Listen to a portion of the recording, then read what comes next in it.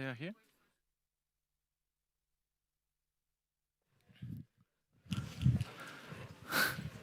Ladies and gentlemen, dobar dan. Dobar dan and welcome to beautiful Serbia. Welcome to the ASI contest Best Sommelier of Europe, Africa and Middle East 2024 here in Belgrade. Applause.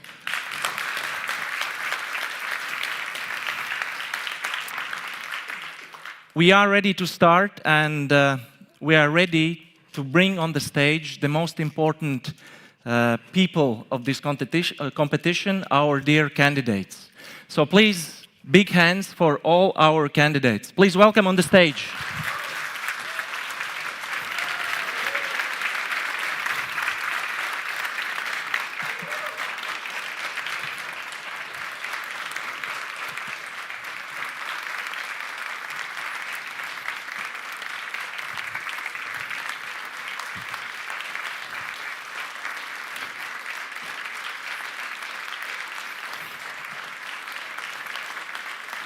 We need to squeeze.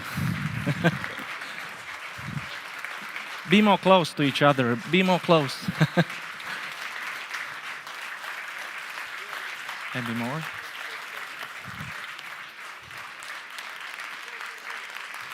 Please come closer.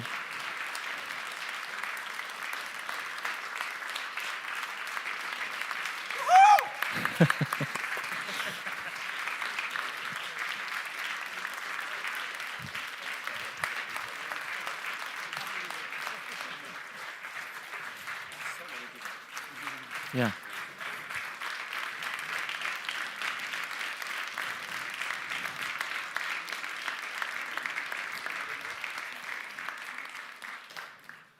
And now I welcome on the stage the President of International Sommelier Association, Mr. William Waters. Please.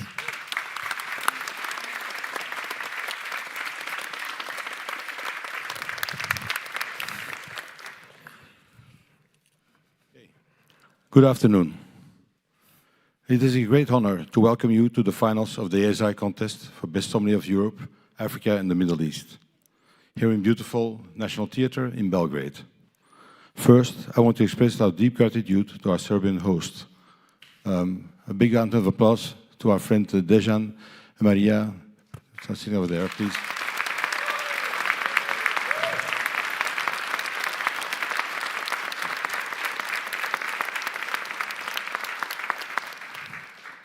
So their remarkable hospitality and for sharing their culture, their warm spirit, the love for fine food and nice drinks with us. Serbia set an extraordinary stage for this competition and we are very thrilled to be here. So to all our competitors, whether you're qualified for the semi-finals and finals or not, congratulations. I think a hand of applause for the person.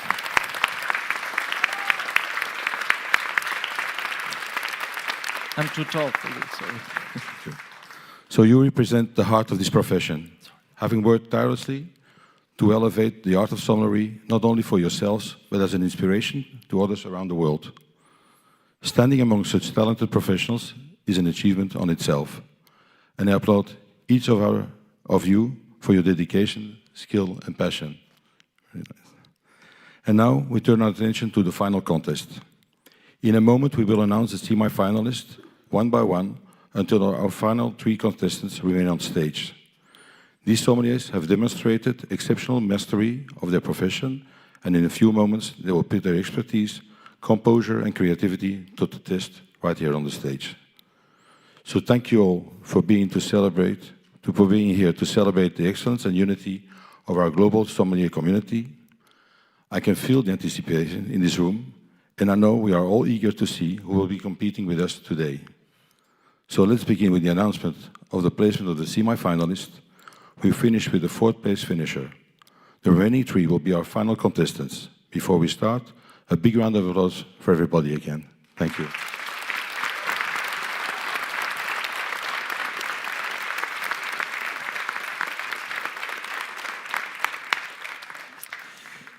So now, before we announce the semi-finalists and the three finalists, I will announce by name and country, in no particular order, all the candidates who have not qualified for the semi-finals, but who have gained excellent emotions and experience, of course. When you hear your name, we will give a big hand, and you are welcome to take the best reserved seats in the audience for the show. Right, so in no particular order, Bujar Takuli from Albania. Applause. Thank you.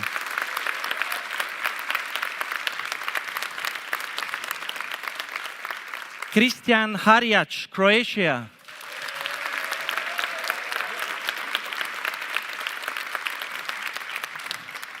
Ivona Hareda, Cyprus.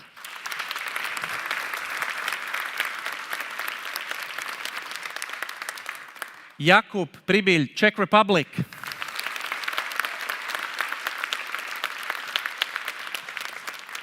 Dmitry Frolov, Finland.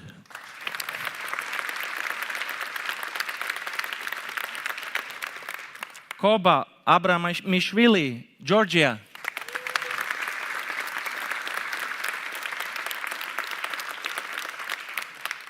Juan Sebastian Giraldo, Hungary.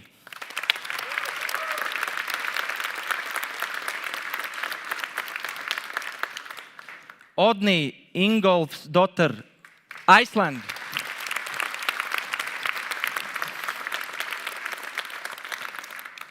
Anke Hartman, Ireland.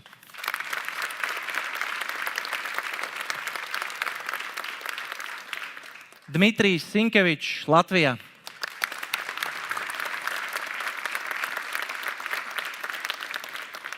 Silvana Haddad, Lebanon.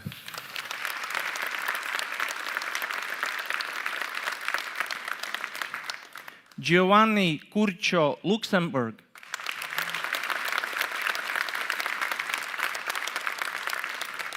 Jeff Tomé, Mauritius.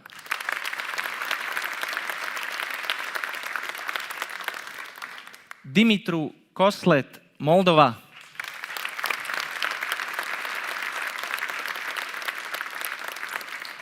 Bojan Vukasojevic, Montenegro.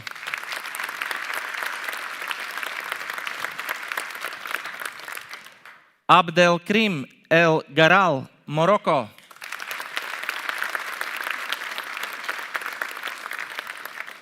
Mark Pinto, Portugal.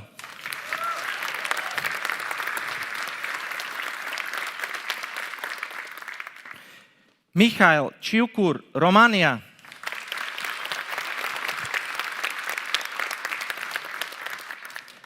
Vuk Vuletic, Serbia.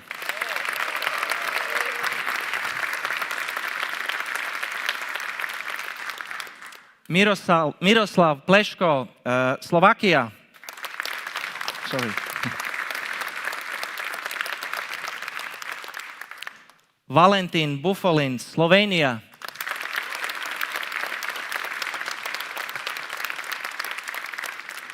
Joe Wessels, South Africa.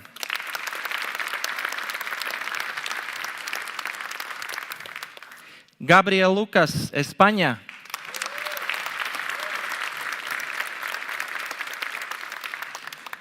Emma Ziemann, Sweden.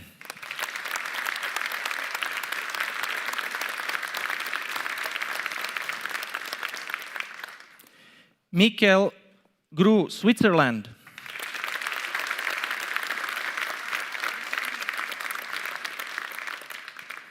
Mustafa Zorfuoglu, Turkey.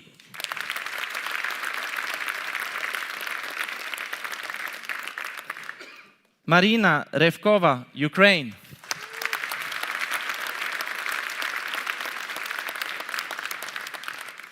Vincenzo Amesse, United Kingdom.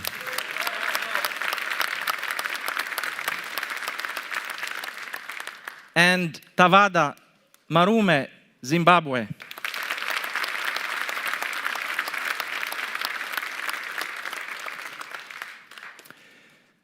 And here we have all the semi-finalists. So please give big applause for them.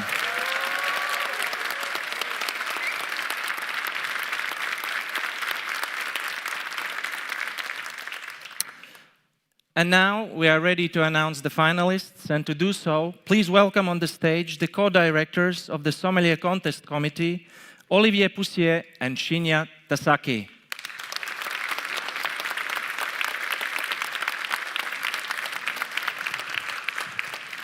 Now, very important information. So they will announce the semi-finalists who have not qualified for the final. And they will name them from position number 12 to position number 4. Olivier, Shinya, please. Good afternoon, ladies and gentlemen. This is the most difficult moment to announce our microphone. Yes. Sorry for that. Good afternoon, ladies and gentlemen. We will announce now the people not qualified for the semi-final. We'll start by the 12th position. The 12th position, number 30, Austria, Zlatic Suvad.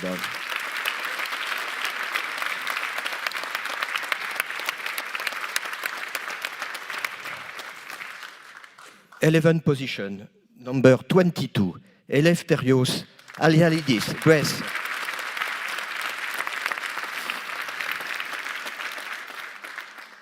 10th position, number 11, Francisco Cocci, Italy.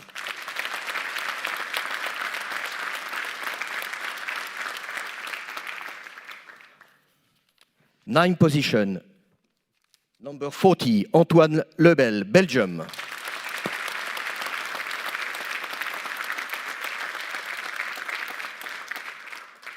Eighth position, number 37, Florian Richter, Germany.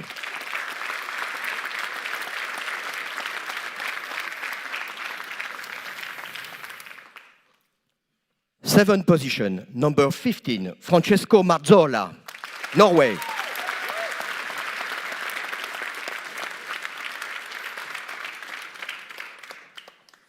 Sixth position, Lucas Wigman, Netherlands.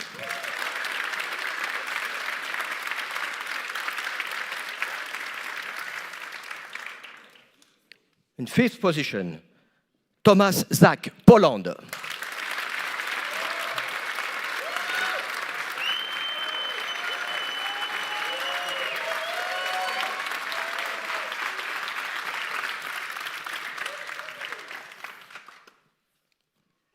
It's hard. This is the most difficult moment to announce the fourth position. In fourth position, it will be number 2, Jonathan Gouveia.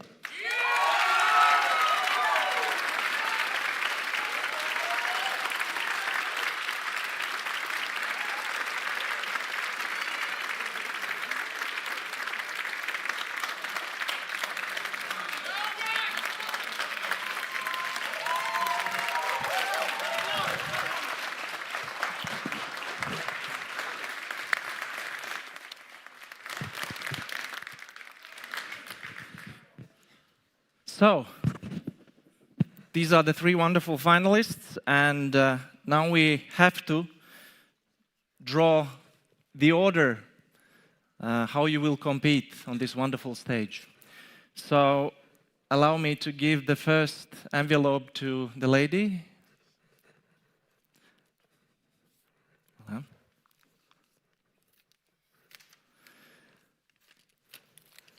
So, please show your numbers to the audience. So, Pascaline Lepeltier, France, number 3.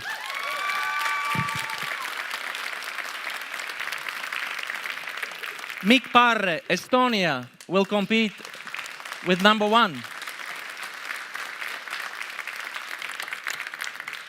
And Martynas Pravilonis from Lithuania will compete as number 2.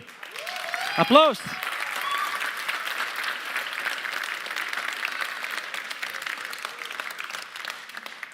So now, David, could you please bring the 3 finalists? Yeah, please applause, but then we need to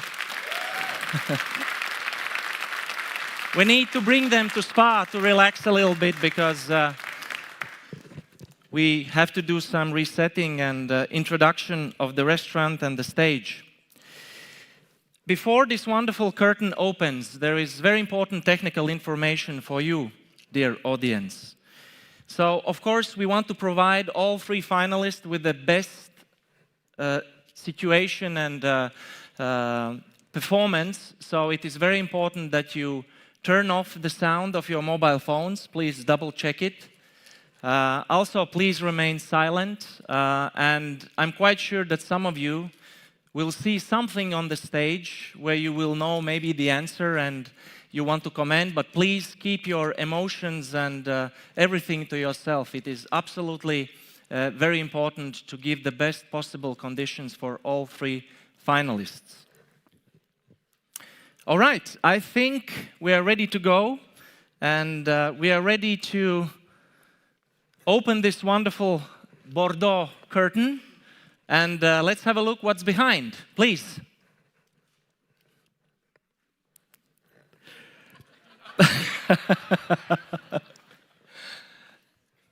I can maybe, okay, it works.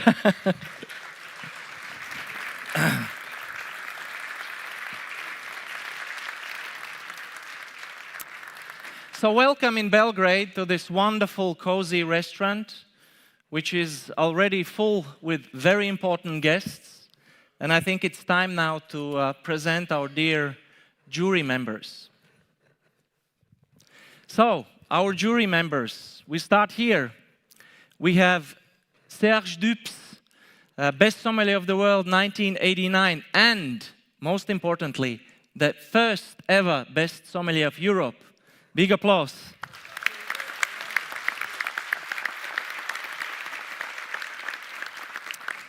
We have Marcus Del Monego, Best Sommelier of the World 1998.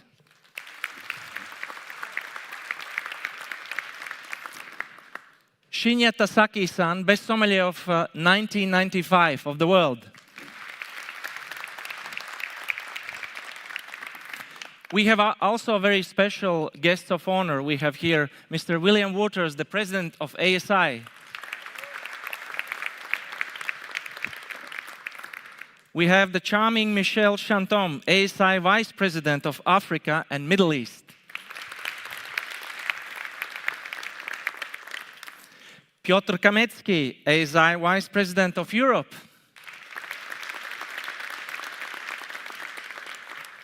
We have a very special guest here, Salvatore Castagno, which is the reigning Best Sommelier of Europe 2021. Tiago Paula, the President of the Portuguese Sommelier Association. Then we have a wonderful table of 3 here. We have Véronique Rivet, second Best Sommelier of the World 2013. Big applause. We have Paolo Basso, Best Sommelier of the World 2013.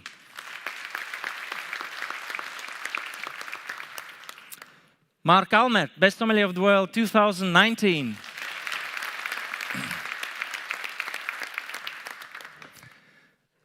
We have Olivier Poussier, Best Sommelier of the World 2000.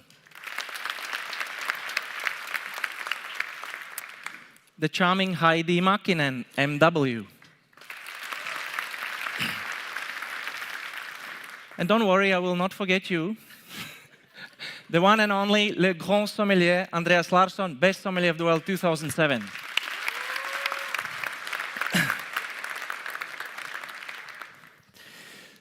So, I think we are ready.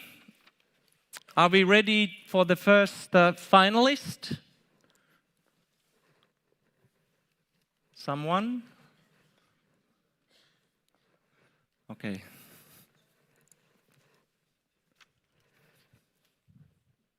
This is the perfect silence we would like to have when they compete.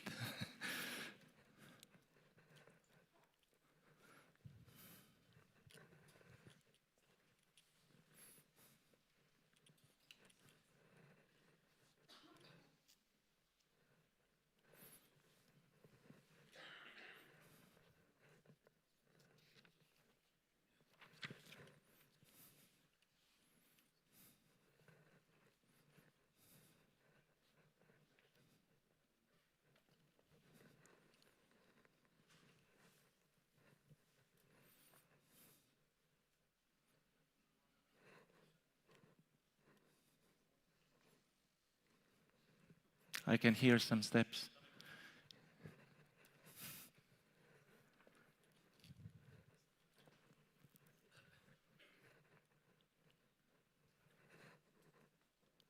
One minute. Wow.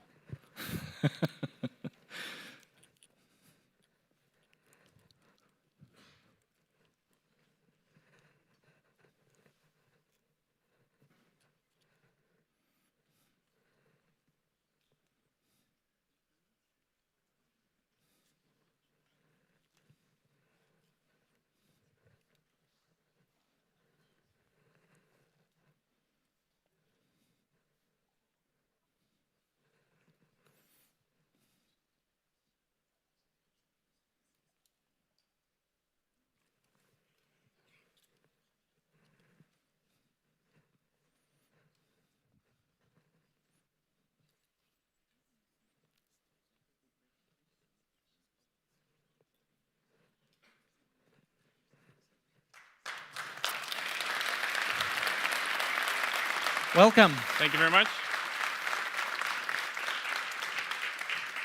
Finalist number 1, Mikk Parre from Estonia.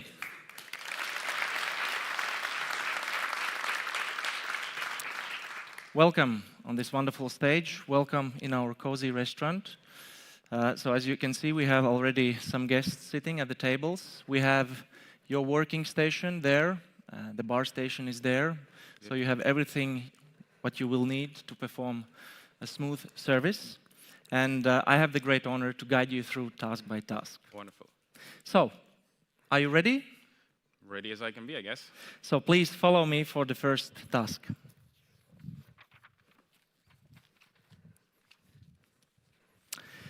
Please stand here for the instructions. And here is the first task. This table of 3 is ready to order an aperitif. Please take their order and serve them. You will have 8 minutes. Are you ready? If you would be so kind as to repeat. Please. Perfect. This table of 3 is ready to order an aperitif. Please take the order and serve them. You will have 8 minutes, and time starts now. Good evening. My name is Mikk. I will be your sommelier today, so what can I get you? Hello. I would really enjoy a glass of Austrian champagne, please. Absolutely. Anything for the gentleman? Yes, for me, I would like a glass of champagne, please. A glass of champagne. And I'll have a glass of Junmai Daiginjo, please. Absolutely. I will check what we have and back to you shortly. Thank you.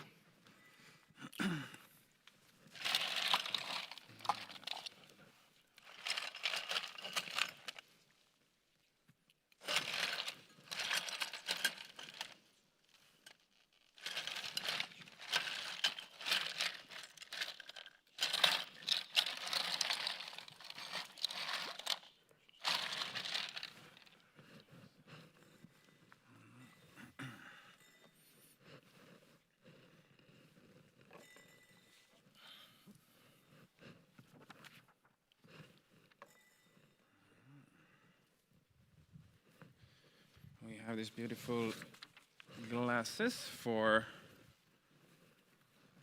Here we go. We have champagne glasses for the 2 sparkling wines and a little smaller, sleeker style white wine glass for the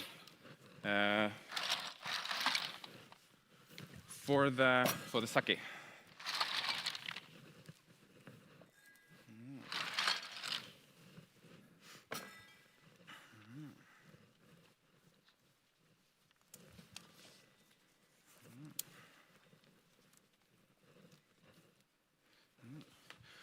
All right, ma'am. Unfortunately, Austrian champagne as such, we have the best alternative to that in a sense that is Austrian sparkling wine, which is a Brut Reserve. The Schloss Goebbelsburg's an Austrian sect based on Riesling. Is that suitable for you, ma'am? Sounds lovely. Wonderful.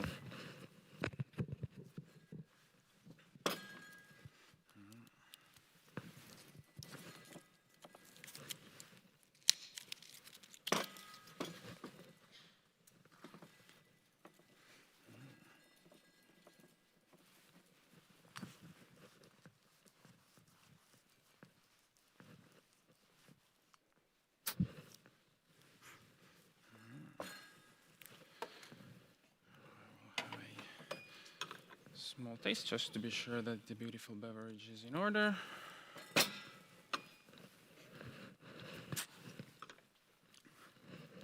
Absolutely beautiful. I will give you a small taste here as well. Here we go, ma'am. Wonderful. So we have quite a rich and complex sparkling wine from Austria. Very fresh, very elegant, and plenty of oxidative notes here as well. That will be beautiful for you. Also using these.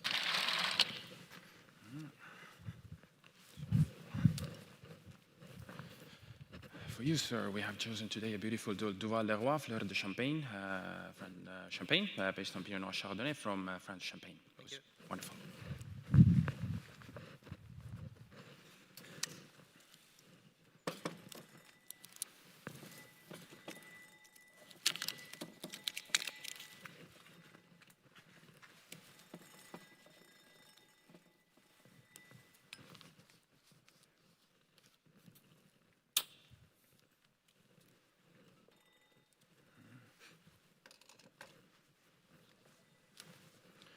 Again, I will do a small taste just to make sure that we have a beautiful beverage here.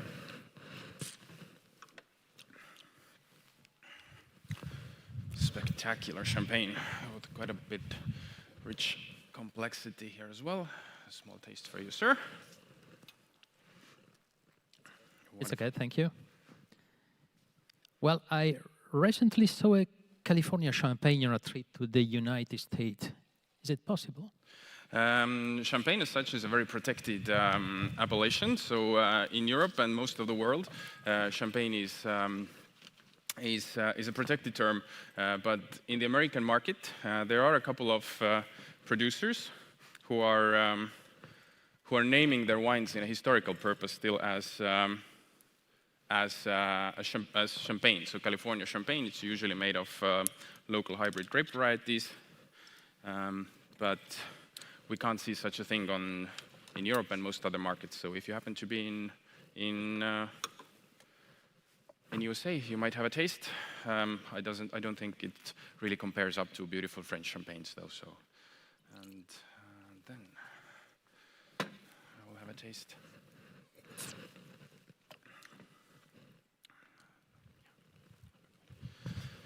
And for you, sir, we have a beautiful Zaka Miyabi non Tokomo Yunmai Daiginjo coming from Japan. Suitable? Perfect. I will, of course, give you a small taste of this one as well. Make sure it's up to standards. So it's a beautiful, fragrant, and light style of sake. Sorry, is there a quality pyramid for Austrian sect? Yes, of course. Austrian sect is at the moment tiered into 3 different parts. So we have the classic Austrian sect, which requires to have 9 months on the lease to be called as such. It's also possible to make it in Charmat method.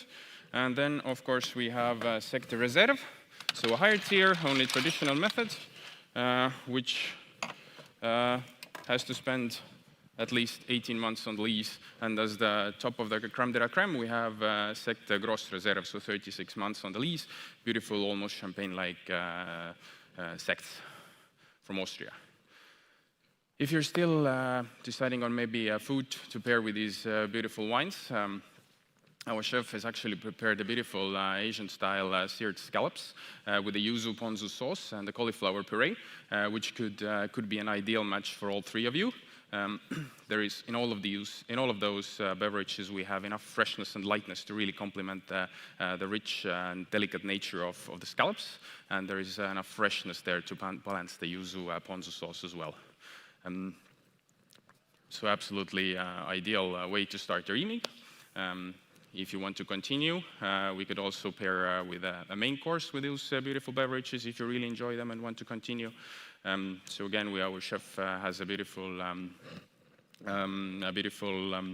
Arctic char just coming off the grill with some with a rich creamy sauce with a bit of lavender here. Again, the same kind of freshness, the delicate nature of all those drinks perfectly complements harmonious nature of the fish. There is freshness in all of those beverages really to complement that as well. And yeah, I see that you're all fixed with water. May I offer you some more? Are we all happy? Beautiful. Station has been cleaned for the future, so let's leave it here as such. I hope you're having a lovely evening. If there is anything else I can do for you, please enjoy your evening. Thank you very much.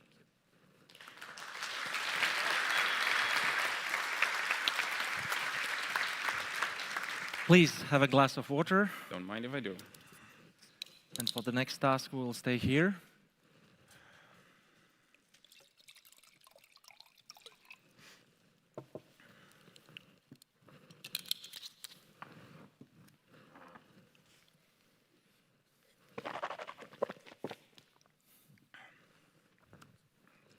Ready to continue? I have to be. Perfect. Please do a full organoleptic tasting of these two wines. You will have 8 minutes. Are you ready? I am ready. Time starts now. So beverage is number one is clear bright with a relatively dense intensity, red with a ruby red core and a slightly watery rim. There is no evidence of CO2 or sediment, and viscosity is quite elevated. There is also some staining of the tears. On the nose, the wine is clean, very rich and concentrated, definitely fruit forward. There's a lot of ripe red and blue fruit here, such as blueberry, blackberry, a bit of blackcurrant. There's definitely some sweet cooking spices of cinnamon, cloves, nutmeg, which definitely points to oak aging, but I will confirm that on the palate. Overall, the wine seems to be aging. So in the developing stage.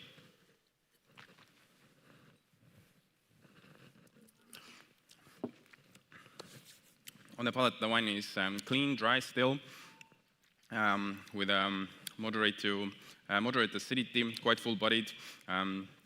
Again, very concentrated, deep flavors here. Alcohol level, I would say, is slightly elevated, about 14 degrees. And they have the same kind of ripe, even overripe, red and blue fruit profile here with blueberries, blackberries.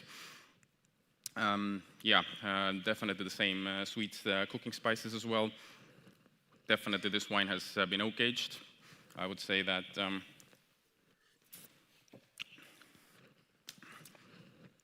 possibly a new French oak.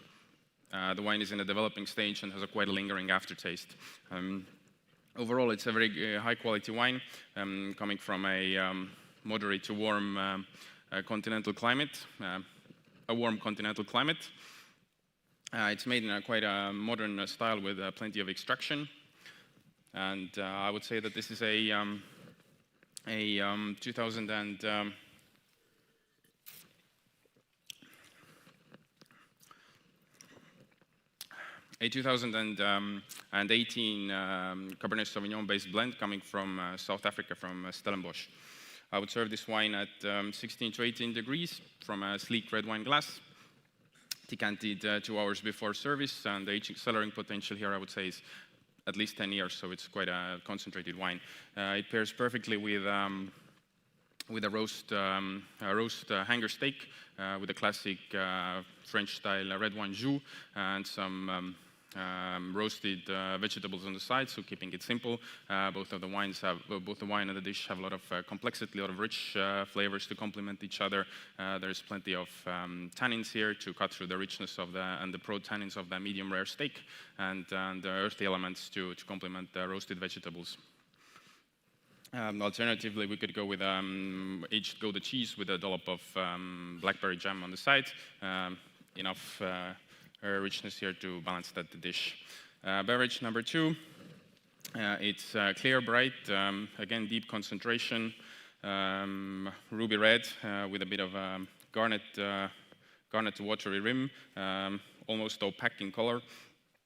There is no evidence of CO2 or sediment. Viscosity is again quite elevated. No staining of the tears visible here. On the aroma, the wine is clean, quite pronounced, rich fruity character. We have a lot of Similar style, red and blue fruit, maybe a little bit towards red fruit this time. So we have a lot of plum, some forest berries of raspberry and lingonberry here, coupled with the blue fruit of blueberries and blackberries, and the same sweet cooking spices here as well of cinnamon, nutmeg, which again refers to oak aging. And yeah, the wine is also in a developing stage.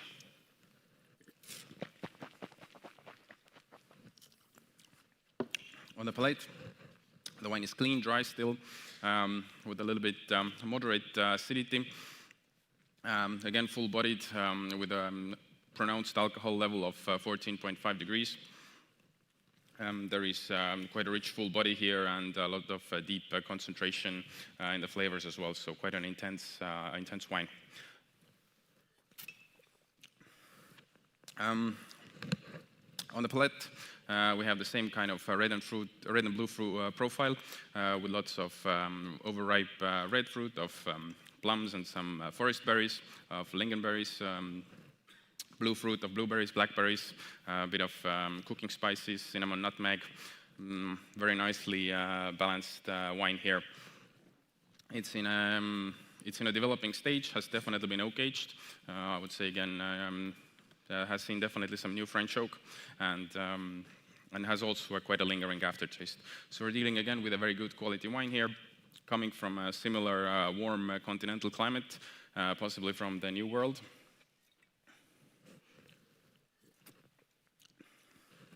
Made in a similar modern style of rich concentration.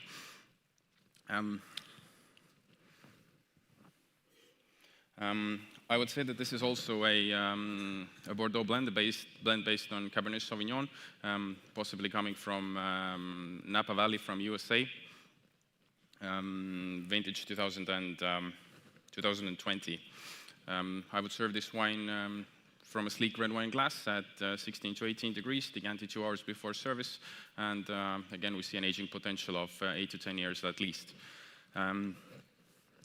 This wine would go perfectly with a roasted rack of lamb in a little bit of mint sauce on the side, some roasted beetroot. Makes this wine really shine. There is a bit of a herbal element here that brings out the mintiness, and enough tannins here, tannins which would be quite pronounced and quite lingering tannins as well, coupled with medium rare quantity of the meat. Really cut through the proteins, and there is enough juiciness, fleshiness to complement the roasted beetroot here. As an alternative, we could have a beautiful aged Gruyere cheese with some blueberry chutney on the side. There is enough acidity here and enough flavor strength to complement the rich nature of the cheese, and a nice fruity character here to complement the lush sweetness of the jam, thus creating a beautiful combination here.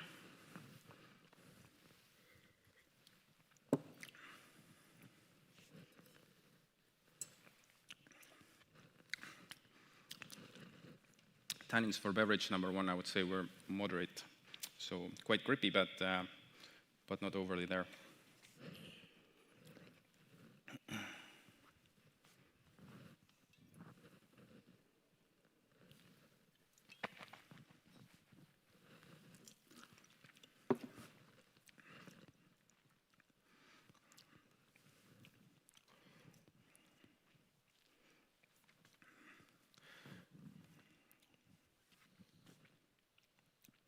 I will correct the wine. I would think it's a Bordeaux blend coming from Bordeaux, France, so from the left bank from Pauillac.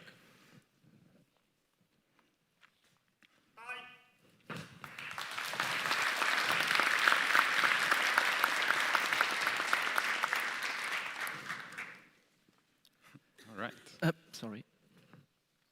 Just keep it for a moment. We have a second part of this task. So now you have 1 minute to tell us what these two wines have in common. Time starts now.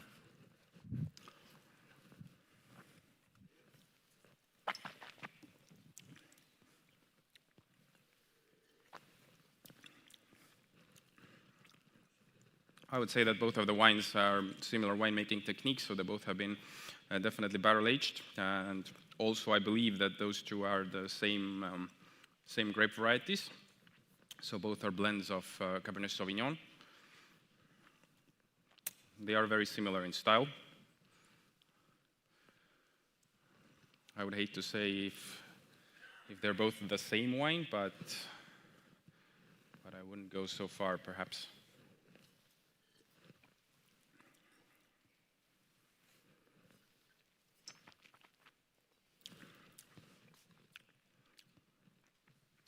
So yeah, both are same grape varieties, possibly originating from the same region as well.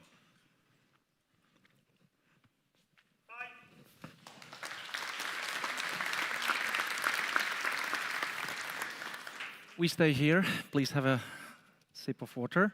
That helps. Ready to continue? As always. Great.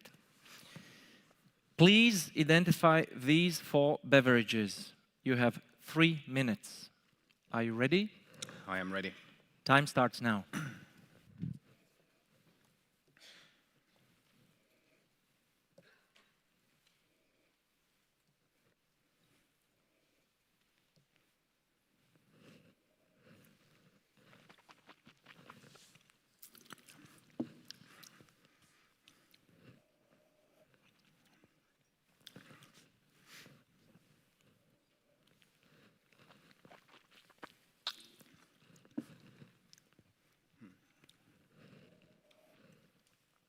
Beverage number 1, I would say it's a cognac based on grapes coming from France, possibly VSOP level.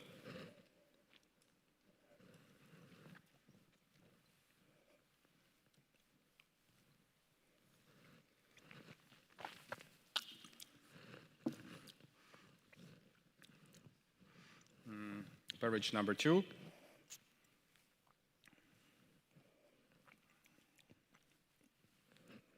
Beverage number 2, I would say it's also a cognac coming from France. Coming from France, based on grapes, a little bit smoother, possibly XO level.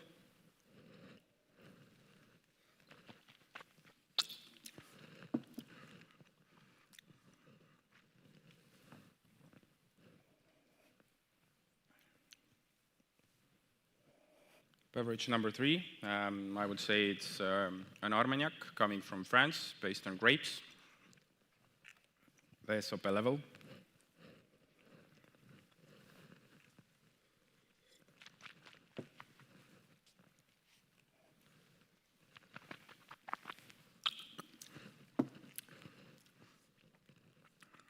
Beverage number 4.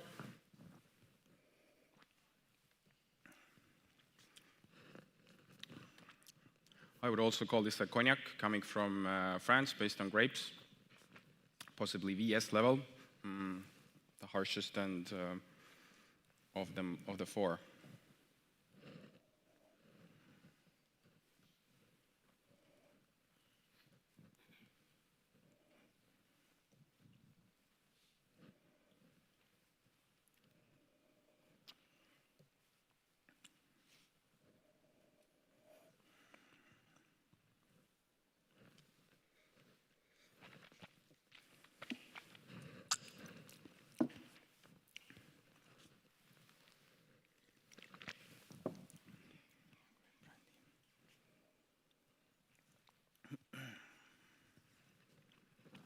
I think I'm happy with my answers. Applause.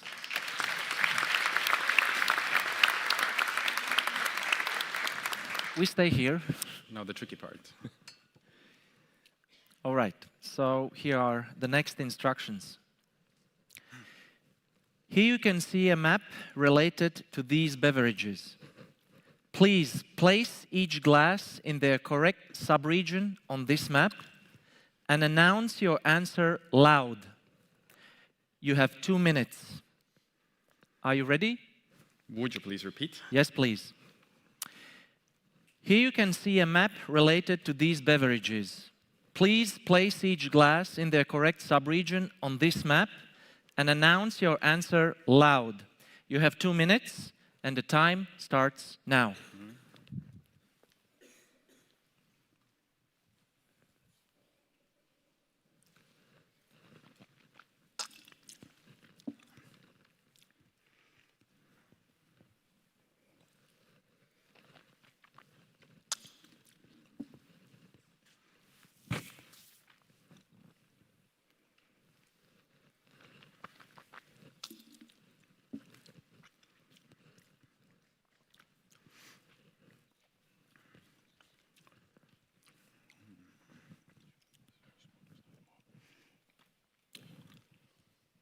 Beverage number 2, I would say, comes from Grand Champagne. To me, it was the smoothest of them all.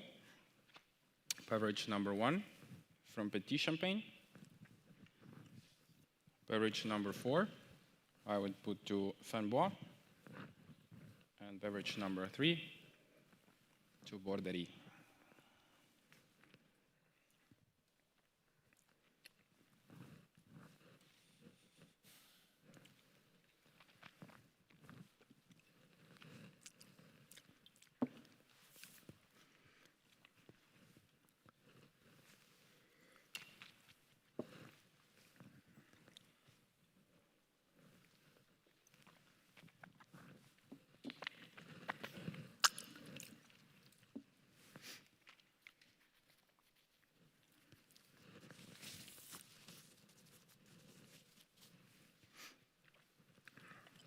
I think I'm happy with my answers.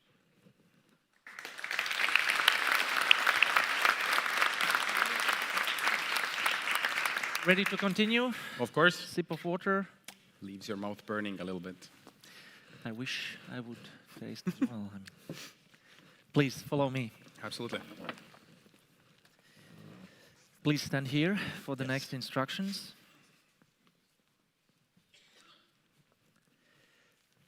Please serve a red wine from Moldova to this table of 8 persons. You have 8 minutes. Are you ready? If you repeat, Please. kindly, please. Please serve a red wine from Moldova to this table of 8 persons. You have 8 minutes, and time starts now. Perfect. Welcome. My name is Mikk. I will be your sommelier. So I understand you have a bottle of red from Moldova. Do you have any specific preferences? May I ask who is the host? I'm the host. Perfect. I will see what we have, and we'll back in just a second.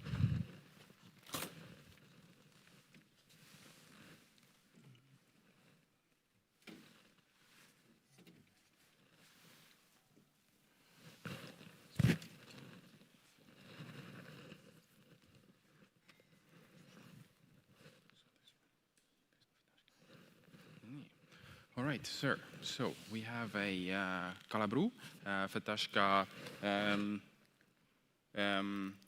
Negra, Merlot, and Cabernet Sauvignon blend, vintage 2021.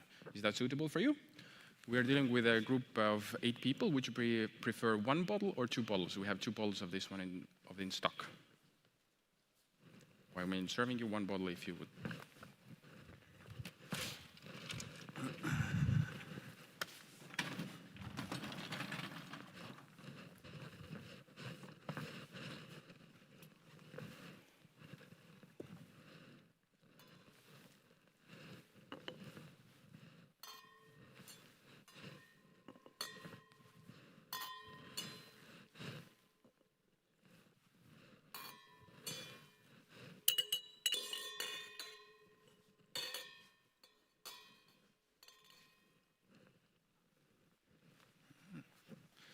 Here we go. We are using these beautiful wider style Bordeaux glasses to really help elevate and really open up the beautiful wine that you are having. Do you mind asking if you have already decided on any dishes to go with the wine? Or are we just enjoying the wine on its own? Well, then I'm sure to be down with a food recommendation for you as well.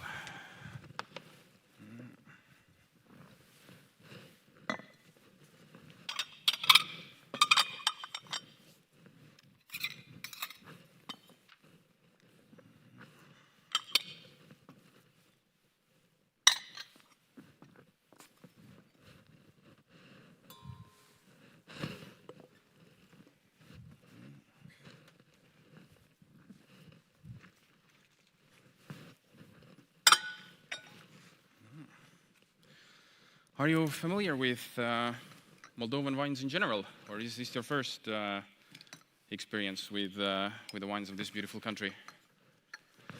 If you are not yet familiar, then this is a blend based on Fetashka Regala, so classic autonomous grape variety of Moldova. It's a beautiful, rich red grape variety that they're often blending with Bordeaux-style varieties, as we see here as well. So it's blended with Merlot and Cabernet this time.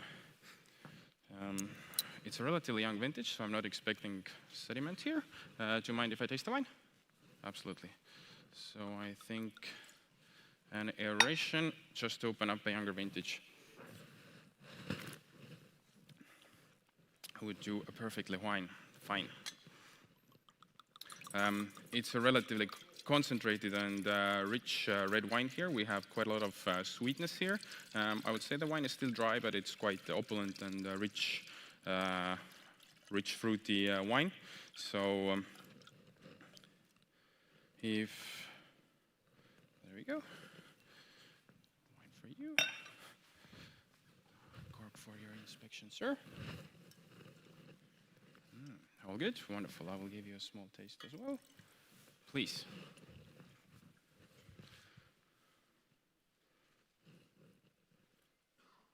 All good? Beautiful.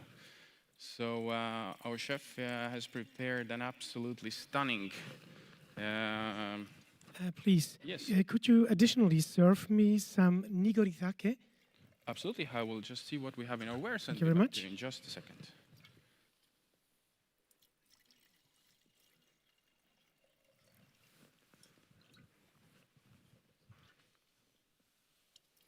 So yes, if you haven't decided on a food, our chef has prepared a beautiful grilled pork rib, mopped with some blueberry mop. So it's again a rich, opulent dish with quite a bit of sweetness, because we also have a very distinct sweetness here in the wine as well, that really complement each other. And there is also plenty of freshness here to really keep up with the acidity of the pork as well. So it should be an ideal match for you. Would you like to keep the cork at the table? I'll remove it for you just to make some more space. Would you like to have the bottle and the decanter at the table? Just to make sure. I will leave it right by your side so you have it right next to you. Of course, I will try to keep it full as much as humanly possible during our busy service, and the bottle for you if you need to make some pictures as well.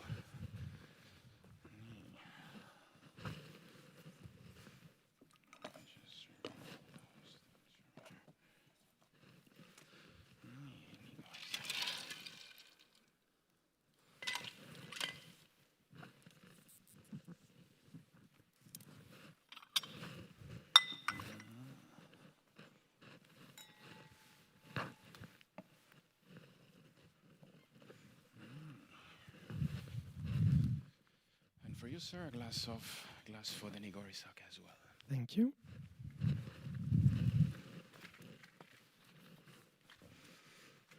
So if you're not familiar with the style of nigori sake, it is a cloudy sake, meaning that we would need to kind of elegantly integrate the lees of the sake into the beverage, just to make sure that we have the full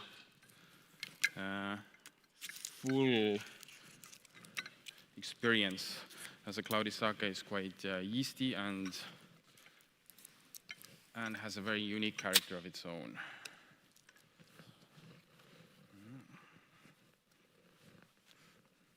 I will taste it just to be sure that it is as it should. Beautiful.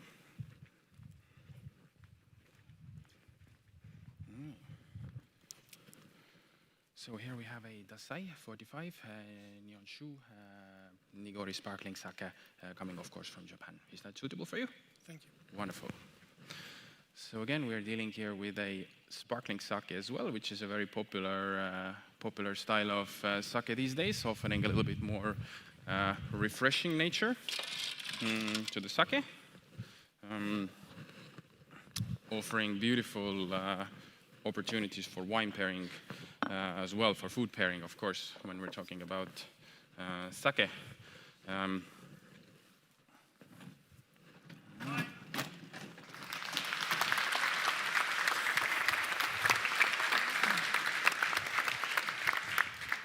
Glass of water? Yes, please.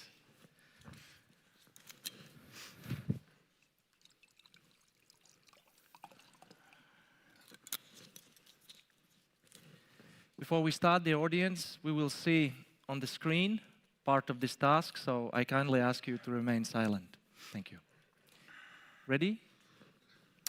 Here are the instructions. Here you have a wine list. Please don't touch it yet. When the time starts, you're allowed to turn it. Of course. Please check the wine list for possible errors and give your corrections. You will have 4 minutes. Are you ready? I am ready. Time starts now. All right.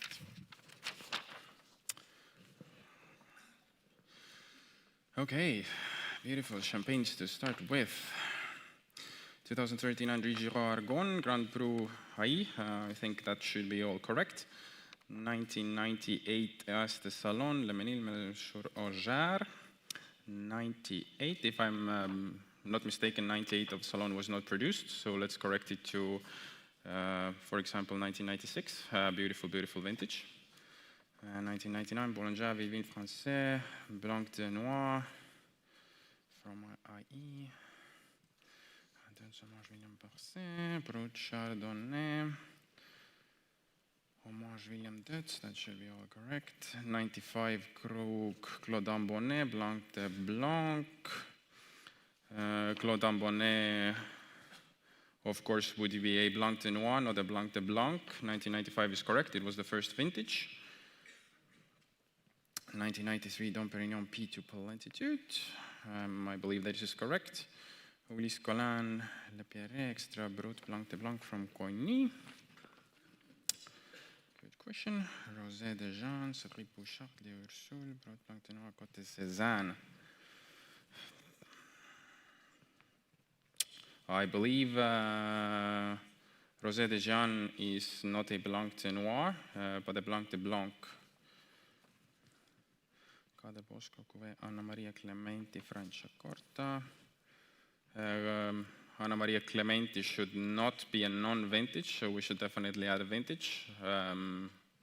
Let's do 2010, for example. Adi Badenhorst, El Bandito, I wish I was a ninja. Adi Badenhorst is a beautiful producer, but he does not produce El Bandito. This is produced by Testalonga, although it is coming from Swartland and South Africa. Von Bühl, Riesling Brut, Mosel, Germany. Von Bühl should be a producer from Pfalz, not from Mosel. So this beverage should be from Pfalz. Argyle Vintage Brut Sparkling Napa Valley, California. I would say that this is correct. Calmel Valley Vineyard Brut Reserve, West Sussex. Calmel Valley. Côte Champenois. Ton White, Côte Champenois, Loud. Ooh.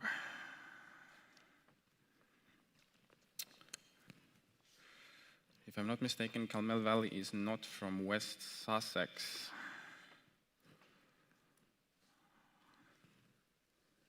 I would rather place that producer in Kent. Breche and Fields, White, Côte Champenois. Côte Champenois. Beautiful. Breche is a beautiful producer. I believe this is correct.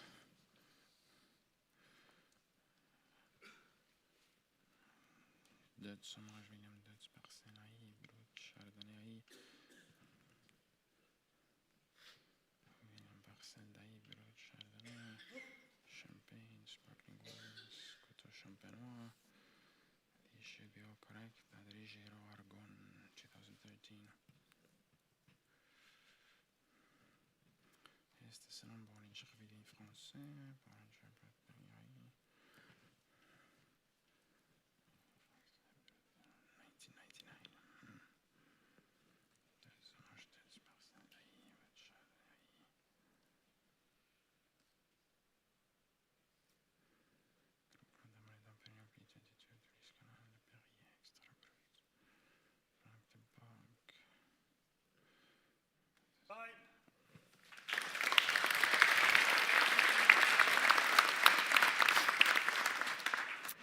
we stay here, please have a sip of water if you wish.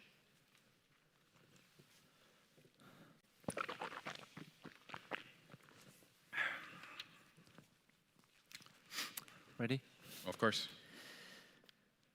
Please identify these 5 beverages and comment on their key methods of production. You will have 8 minutes. Are you ready? Please repeat. Please identify these 5 beverages and comment on their key methods of production. You have 8 minutes and time starts now.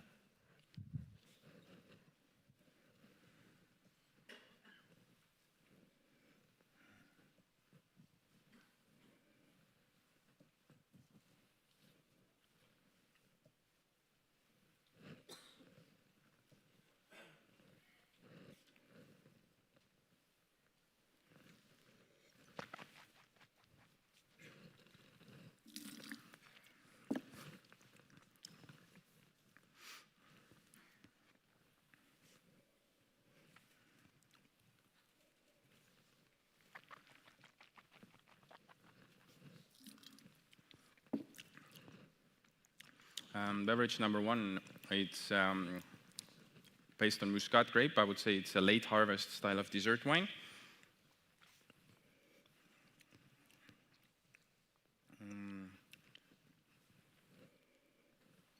I would say that this is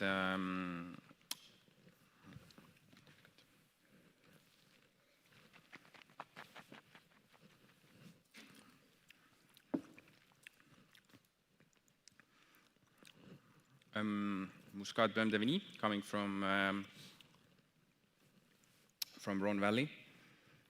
No, it is not. I would say that this is an Asti coming from Piemonte, from Italy, so based on Moscato Bianco.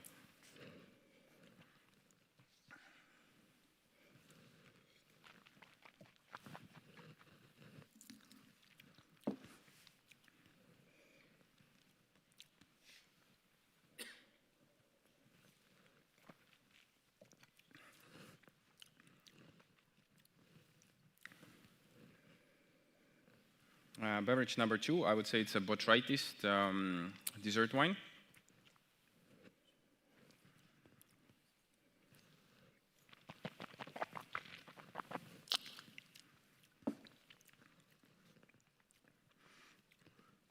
Coming from France, from Sauternes, based on Sauvignon Blanc Semillon, vintage 2015. Beverage number 1, I would say it's vintage 2022.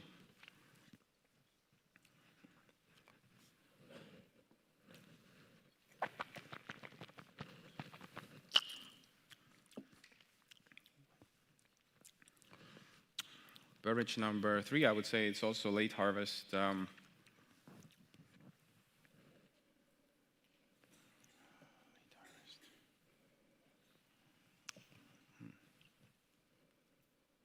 A late harvest style of dessert wine. I would say it's also based on Muscat, but it's coming from South Africa, from Constantia. I would say it's a Vin de Constance, vintage 2018.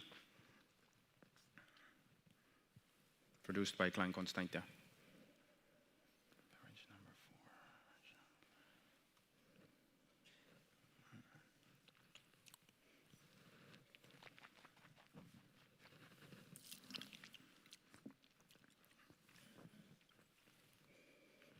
Beverage number 5, I would say it's Spätlese, or a style of sparkling wine. So again, late harvest, coming from Mosel, Germany, vintage 2020.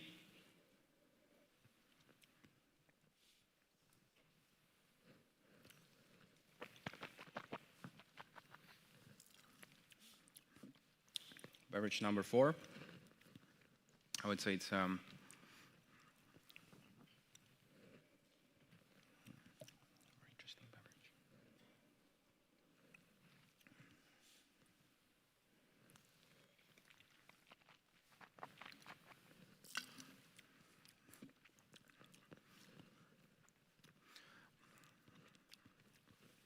I would say it's a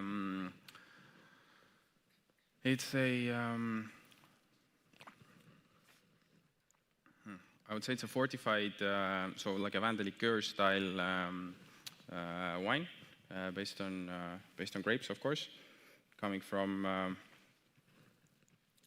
France, from Languedoc.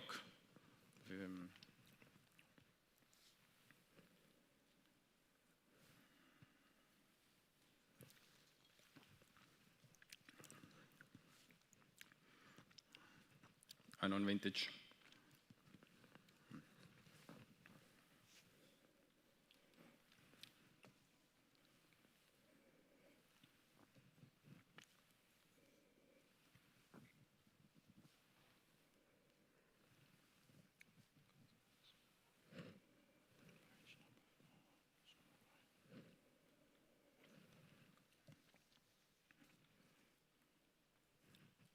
Beverage number 5 from Riesling grape. I'm not sure if I mentioned that before.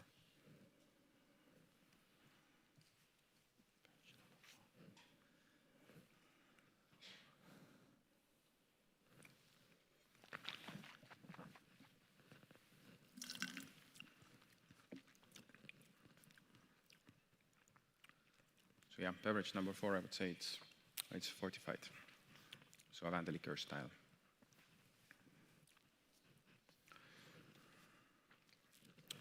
I think I'm happy.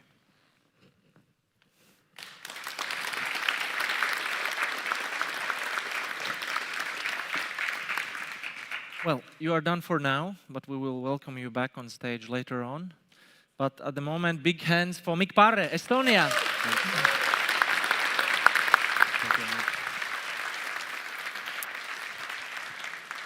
So now we will have a short break. We will reset the stage. Please stay where you are because we will show you a short video.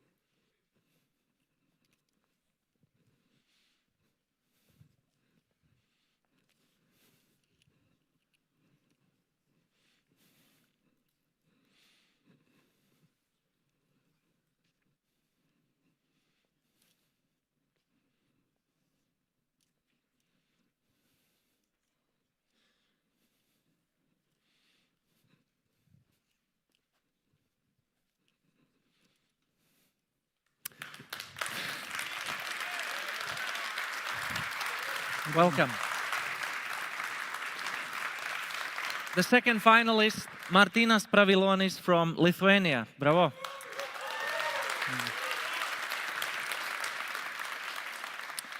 So welcome on this wonderful stage in this wonderful cozy restaurant. As you can see, we already have some guests. I have the great honor to guide you through a smooth service, task by task. The working station is there. The bar station is over there, so you have everything what you need for a smooth service. Are you ready? Yeah, as much as I can. Please follow me for the first task. Please stand here for the instructions. So, this table of 3 is ready to order an aperitif. Please take their order and serve them. You will have 8 minutes. Are you ready? To repeat the task? Yes, please. This table of 3 is ready to order an aperitif. Please take their order and serve them. You will have 8 minutes, and time starts now. Good evening. My name is Martynas. I'm the sommelier of our restaurant. How may I assist you? Good evening. I would really enjoy a glass of Austrian champagne, please. Definitely. You gentlemen? And for me, I would like a glass of champagne, please. All right. I'll have a glass of Junmai Daiginjo, please. Definitely. I'll come back with your order soon.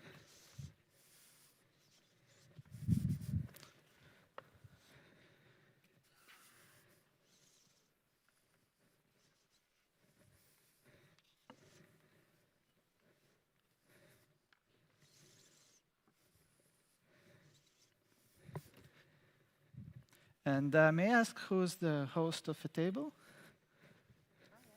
All right. So glass for you, sir.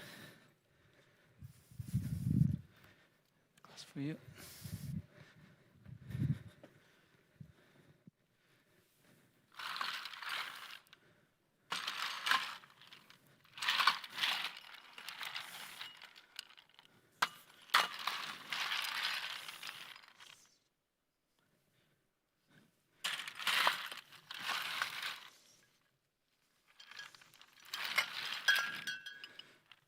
Sir, we have 2 Junmai Daiginjo sakes. One is Zaku and another is Shichida. This is made from Yamada Nishiki rice and another from Omachi. Do you have any preferences? The Junmai Daiginjo, please. Definitely.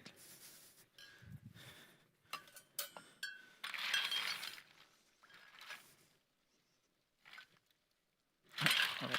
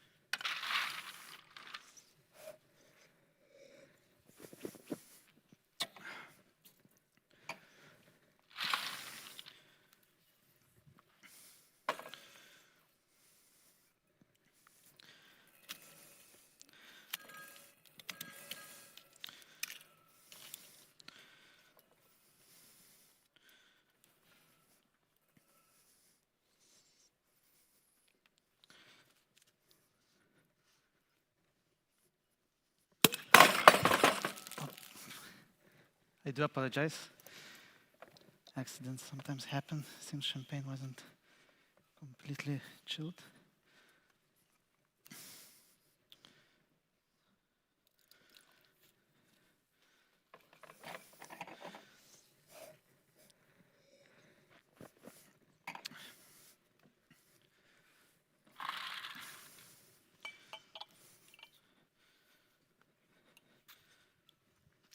Madam, so for you we have a wonderful Schloss Gobelsburg Brut Reserve sect from Austria.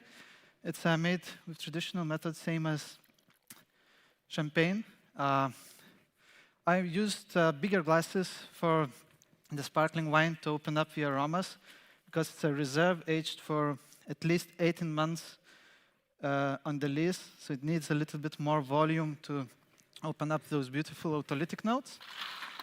And for you, sir, we have a Duval-Leroy Fleur de Champagne Premier Cru Brut. It's a dry champagne from France. This you can check. Based on Pinot Noir, Chardonnay. Great house. One of the houses run by the lady Carole Duval-Leroy. We just had her in our restaurant. I recently saw a California champagne on a trip to United States. Excuse me, could you repeat the question? I recently saw a Californian champagne on a trip on United States. Is it possible? Californian champagne, sir? Well, it is possible because we don't yet have an agreement with the EU. But it cannot be shipped to Europe because the name is protected. And for you, sir, if you may taste. Also, you can see I used a bigger glass because Junmai Daiginjo is expressive sake. And many producers are now using something in between, like a couped glass and similar, so again, to open up the aromas. Is there a quality pyramid for Austrian Sekt? Yes, if you consider it to be wines, depending on the quality, how long they are aging. So we have a Sekt Classique, which is aged for 9 months, if it's made in traditional method, but can be made also in tank method. Then we have Reserve, which is aged for minimum 18 months, and then we have Grosse Reserve, which is aged for at least 30 months. And also, if you go up the quality pyramid, also the regionality becomes narrower. So for Reserve, you can use a village name, while for Grosse Reserve, you have to go to Einzellage, like a single vineyard wine. And this is usually like the top quality of the producers.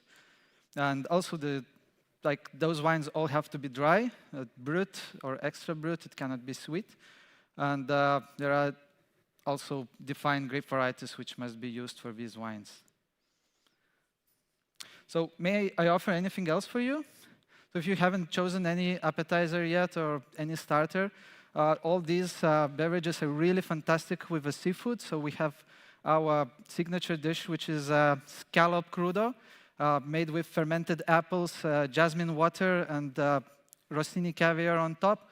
So this is really subtle dish, but has the similar aromas you can find in all the beverages, like an apple, citrusy notes. And yeah, I think especially like champagne mousse, really this creamy mouthfeel works very well with the scallop tender texture, while the sake, of course, as well. And you know, sake has a lot of umami in it, so it works fantastically with the scallop sea flavors. And for main course, why don't we go to Serbian dish, such as Danube Kot Zander, which served with a beurre blanc sauce, but made on sake with a little bit of fresh herbs on top and heirloom vegetables on the side. Again, the Zander is quite, it has a firmness to the meat, but it's not extremely intense dish. And I think the acidity of champagne and sparkling wine really works well with these kind of dishes. While sake, you know, it has been known for really versatility to pair different kind of foods. So I think this Junmai Daiginjo really works very well as a white wine alternative.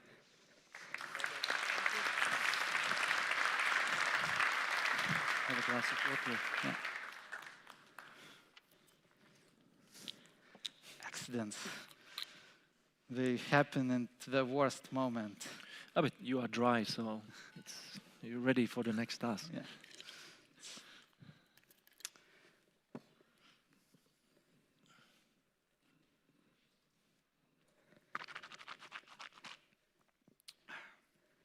Ready to continue? Yes. Good. Please do a full organoleptic tasting of these 2 wines. You will have 8 minutes. Are you ready?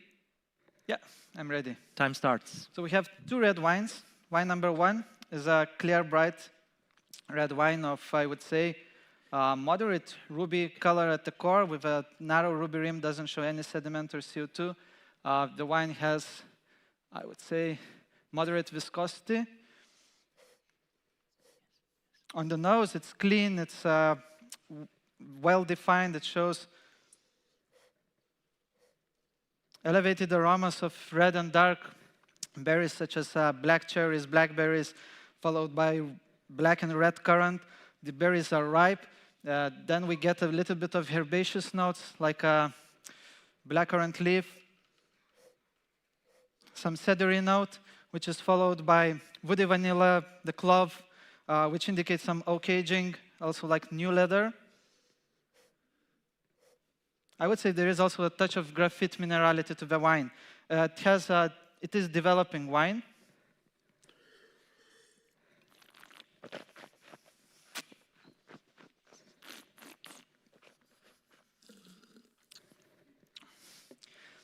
On the wine, on the palate, the wine is clean, dry, and still. It has elevated, grippy, but like not exactly grippy, but fine-grained, gravelly tannins, refreshing, mouth-watering acidity. It's moderate in body and alcohol. The flavors are elevated, and they show again this wonderful, bright red and black fruit, such as black cherry, black plum, blackcurrant, with a touch of sweet oak, but I wouldn't say a lot of new oak, but this clove and woody vanilla really complements nicely fruit.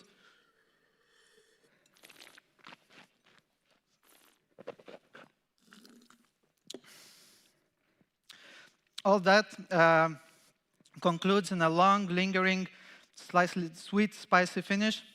And I would say this is a really high-quality wine because of a great balance of complexity, which comes from maritime moderate climate. I would go to Old World, France, Bordeaux, left bank. It's based on Cabernet Sauvignon. I would say it's a Saint-Julien, 3 to 5 years old, vintage 2019. Drink it now, but it can age for another 10 years perfectly. Serve it in a sleek white red wine glass with possible decanting, for example, for half an hour. Just open up all these aromas. Serve it at 16 to 18 degrees Celsius, and would go fantastically with roasted milk cow entrecote steak with some demi-glace sauce and heirloom vegetables on the side, or hard cheese such as Comté. And wine number 2 is, again, red wine of deep red ruby color at the core with a narrow ruby rim. It doesn't show any sediment or CO2. It has moderate viscosity. On the nose, it's clean. It's moderately intense. It shows, again, this darker, a bit of darker fruit aromas, such as blackberries and blackcurrant, followed by black cherries and plum. There is a more earthy notes, like a mushroom, wet, damp soil.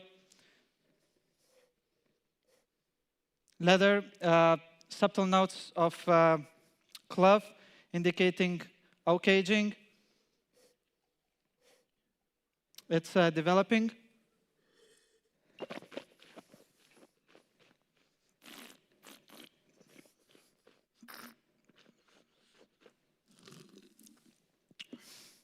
On the palate, wine is dry, clean, and still. It has pronounced but fine tannins, elevated juicy acidity. It is full body with a slightly warming alcohol. It has elevated flavors of dark berries, like brooding flavors of black cherries, blackcurrant, blackberries, followed by damp soil, earthy notes, maybe a touch of tobacco and clove. I would say some oak aging is here, but it's quite well integrated and doesn't feel too much.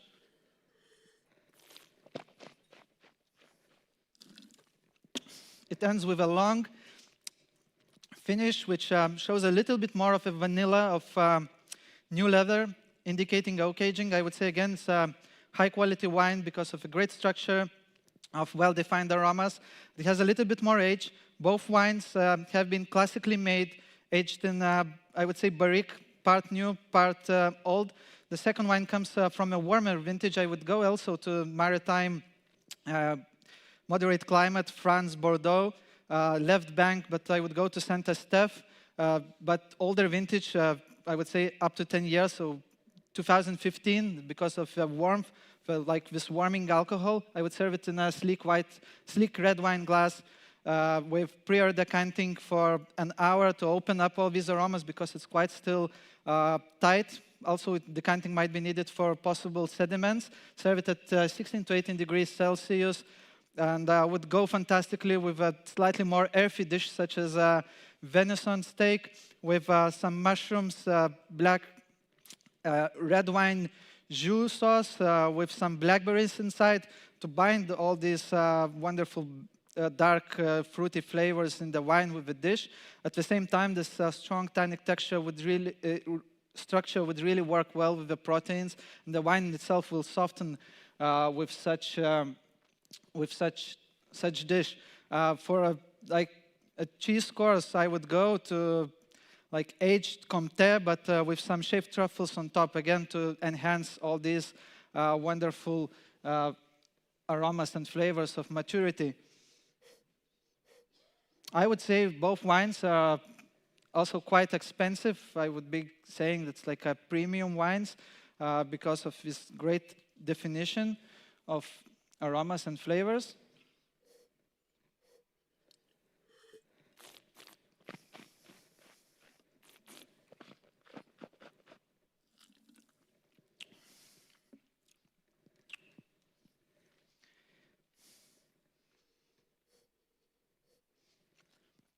Also, if you would like to go with something lighter in terms of the dishes, you could go with our specialty Hokkaido tartar, which is made from ground beef on a Hokkaido bread, served with some truffles on top.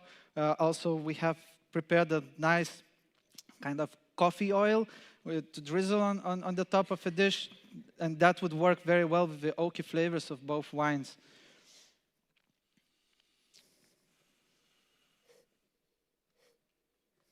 I think I'm ready for the next task.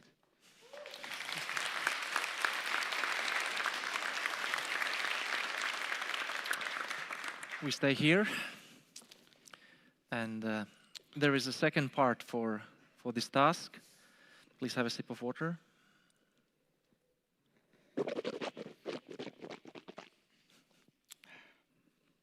Ready? Yes. Now you have 1 minute to tell us what these two wines have in common. Time starts now. I would say a few things. I would be saying that it's a grape varieties. It's a Bordeaux-based grape varieties. And also the climate, which is a maritime moderate climate.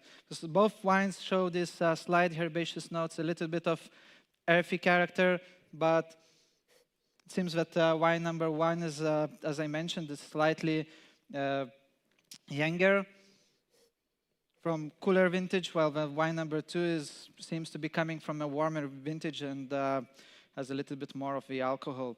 So I would say the one common thing is Cabernet Sauvignon, which is the main grape variety in the wine, and the region, it's Bordeaux left bank.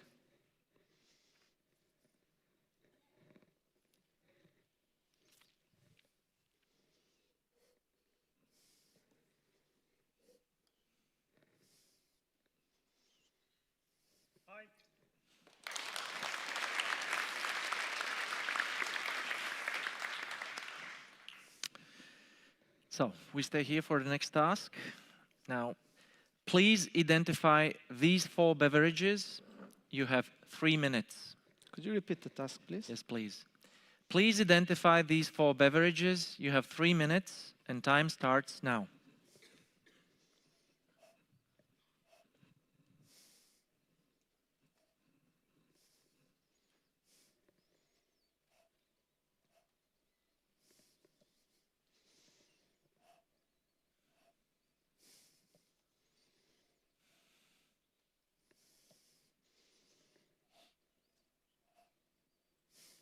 I would say beverage number 3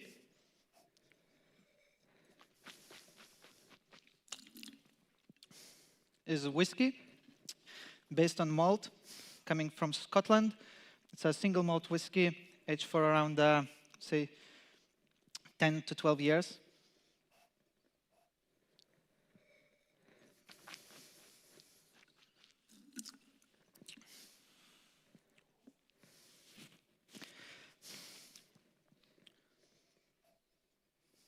I would say number 4 beverages is rakia from Serbia. Whiskey is from Scotland. It's, I would say, Highland. Number 4 is rakia from Serbia, based on grapes, aged for 12 years in barrels.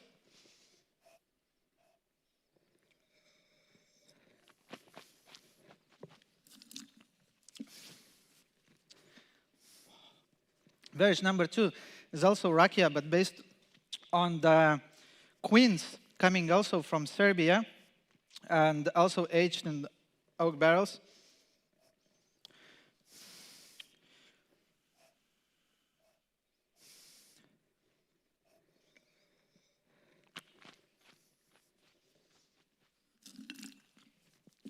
And beverage number 1, I would say it's made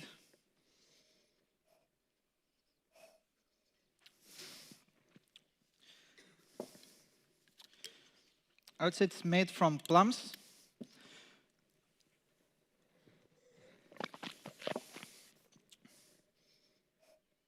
Coming also from Serbia, and it's Slivovica.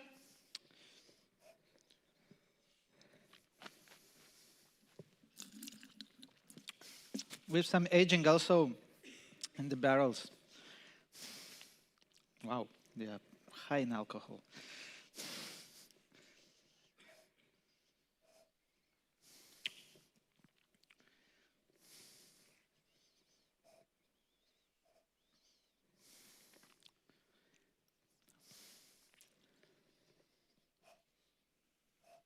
I would like to change. Number 3 is a bourbon coming from the United States, and it's based on corn rye. And aged in American oak barrels.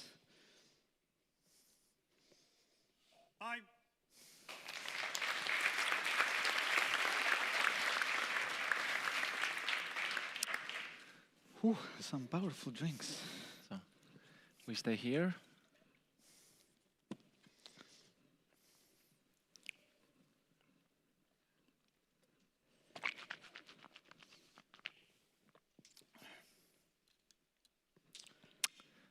Ready? Yes. Here you can see a map related to these beverages. Please place each glass in their correct subregion on this map and announce your answer loud. You have 2 minutes. Are you ready? Please repeat the task. Here you can see a map related to these beverages. Please place each glass in their correct subregion on this map and announce your answer loud. You have 2 minutes, and time starts now. All right.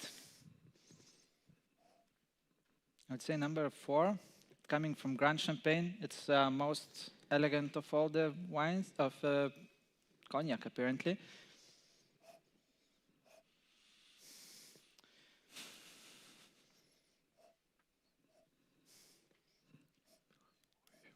I would place the number 1 on the Finnois. It kind of seems a bit like lightest, not that concentrated.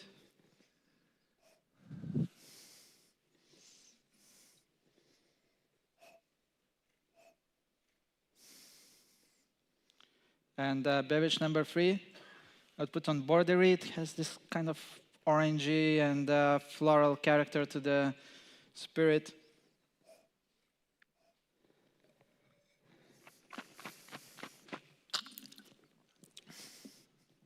And the number 2 on the Petit Champagne, it seems to be kind of quite similar to number 4. With a slightly lighter kind of profile. Yes, so number 4 glass on the Grand Champagne, the number 3 on the Borderie, Petit Champagne is glass number 2, and number 1 on Finbois. Strangely, nicely aligned. Yeah, but I would be happy with this answer.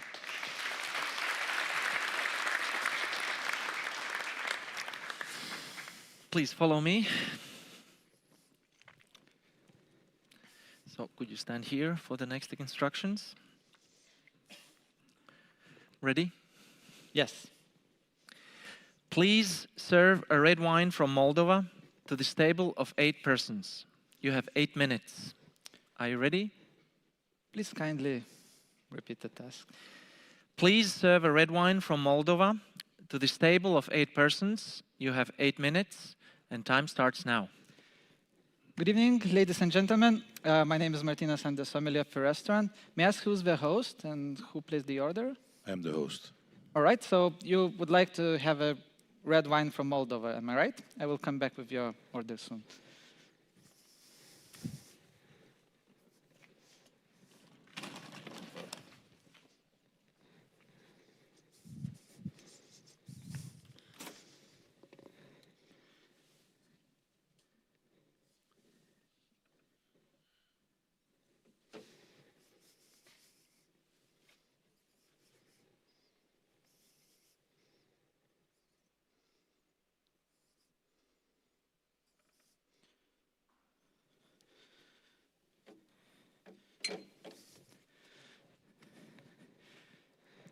I just wanted to make sure, is everyone drinking the wine?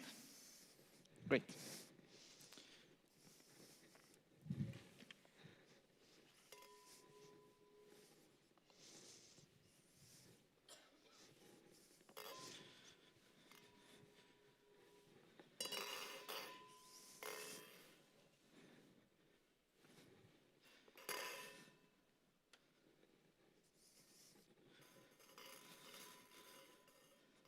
So I'll start with you.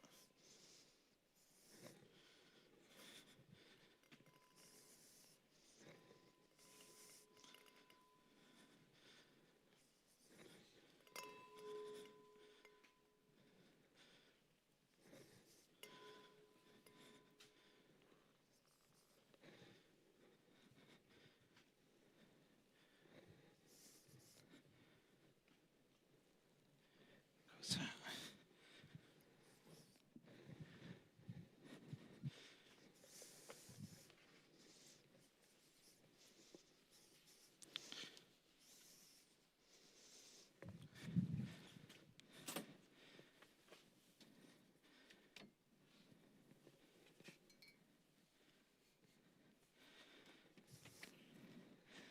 So we have a Calibro Ato. It's a 2018 blend of Eteasca, Negra, Merlot, and Cabernet Sauvignon. We're coming from Moldova. Would it be fine for you? I will decant the wine. It might have some sediments. I offered you bigger glasses. It is to open up all the wonderful aromas.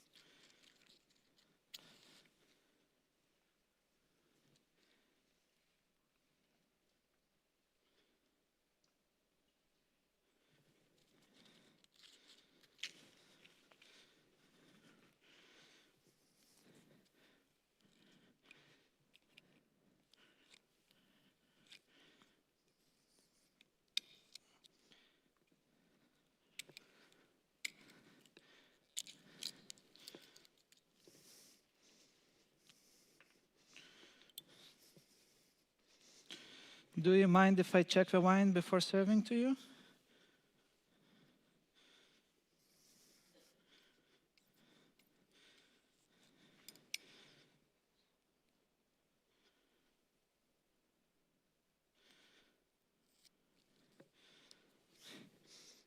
The cork seems to be in a great condition.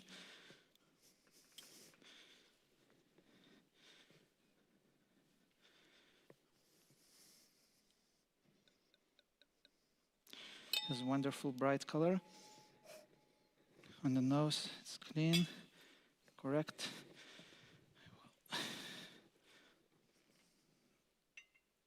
Condition the decanter for you.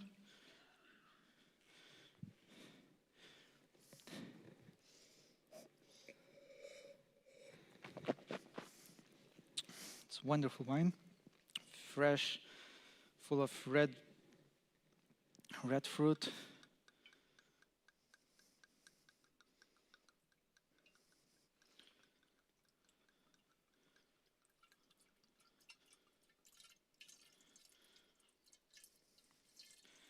It will open up nicely in this wonderful decanter, and also the glasses will work as aerators as well. At the same time, concentrating this wonderful red fruit and slightly, it has a little bit of sediment, so we leave some wine in the bottle.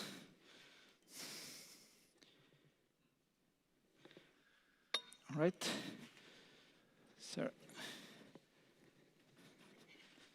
please check the cork and the wine.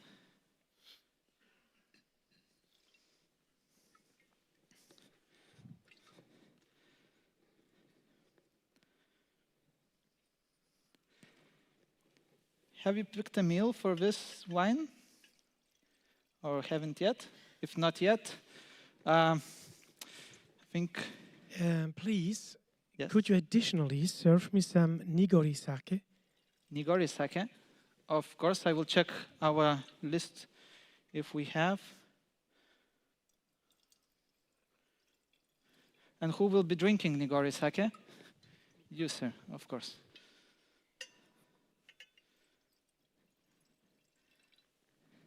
So if you don't know what is nigori, it will be slightly cloudy sake, which is just lightly filtered. And it's becoming quite popular nowadays.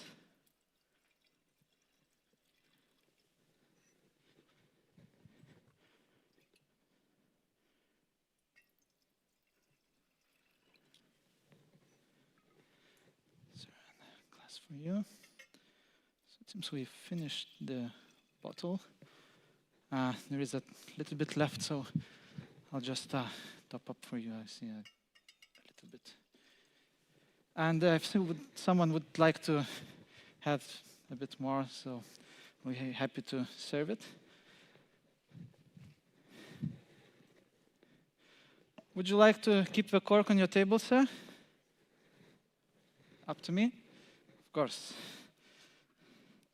So I'll just leave the decanter and the bottle over here for now, if you don't mind. I will place the cork over here and we'll come with nigori sake option for you, sir.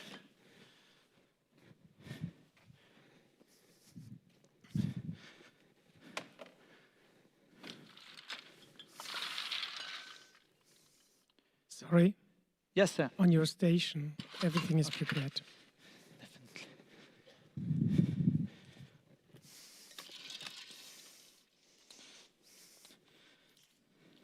So we have a wonderful sparkling nigori.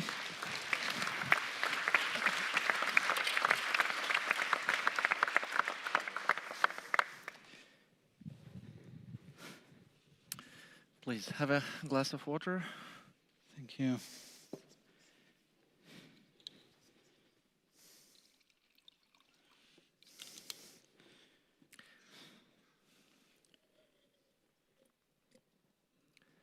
So again, the audience, please do not comment anything you will see on the screen. Thank you.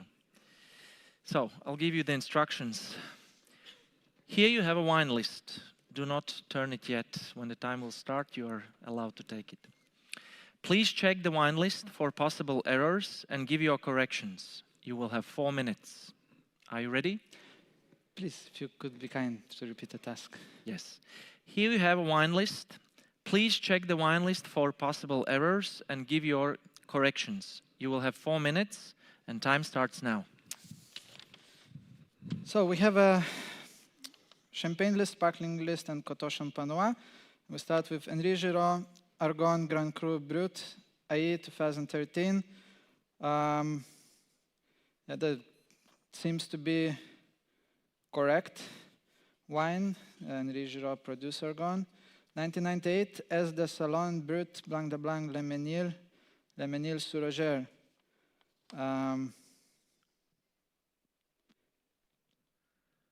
So Le Menil and Menil sur Roger are like two different. No, it's fine. I think 1998. I think Salon hasn't released 1998. Bollinger Viavin Française, Brut Blanc de Noir, AE from Bollinger 1999. Yeah, everything seems correct. Here, Deutz, Hommage à William Deutz, Purcell AE, Brut Chardonnay. I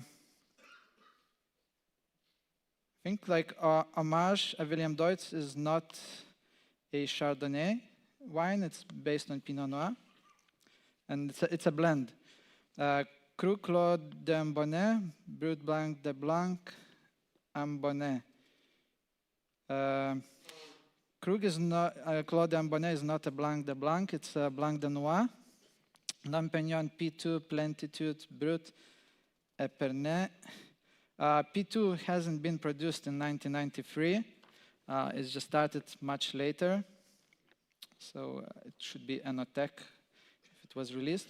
Ulysse Collin, Lepeltier, Extra Brut Blanc de Blanc, Cogny, 2016. I think that should be correct. Rosé de Jeanne, Cédric Bouchard, Le Ursul, Brut Blanc de Noir, Côte de Cézanne. It's in Côte de Bar, 2019. Then sparkling wines, Cadel Bosco, Cuvée, Anna Maria Clementi, Franciacorta, Zero Dosage, Lombardy, Italy. It should be a vintage Franciacorta. AA Bandorst, El Bandito. I wish I was a ninja, Swartland, South Africa. Nice name. But it should be a bit later vintage than 2022, because if it's made as a Cap Classique, it should be aging for a bit longer. Von Bull, Riesling Brut Mosel, Germany. Von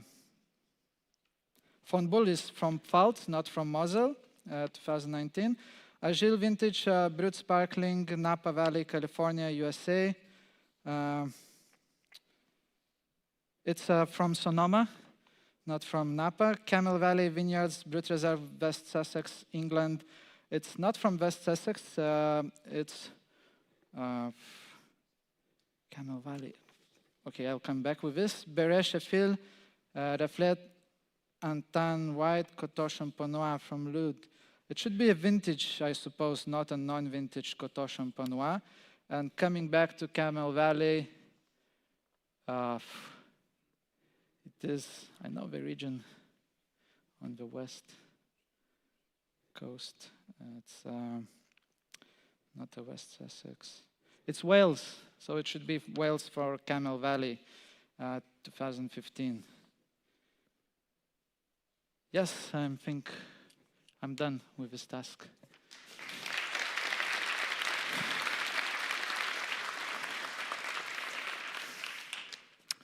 So we stay here.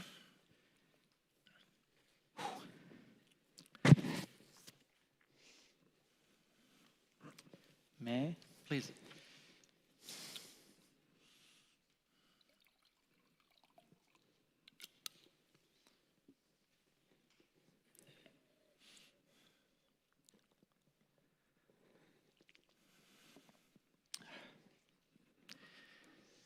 Please identify these 5 beverages and comment on their key methods of production.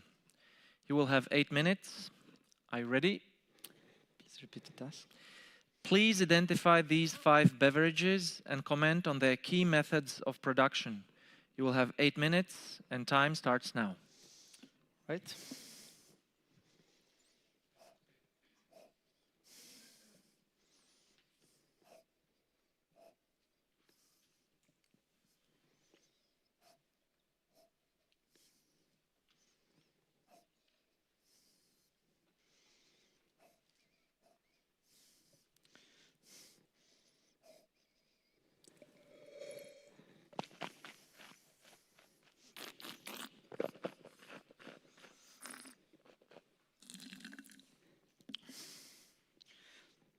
Wine number 1 is a white wine, which is a sweet wine coming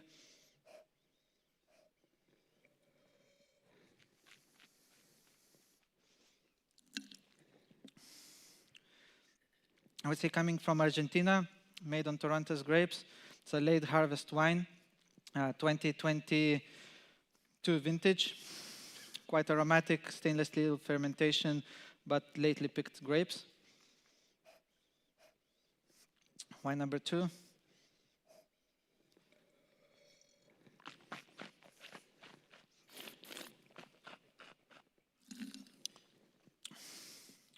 It's a sweet wine made from botrytized grapes, so it's a botrytis infected grapes coming from France, Bordeaux region, Semillon grape variety, mostly with some Sauvignon Blanc, and it's a vintage 2020.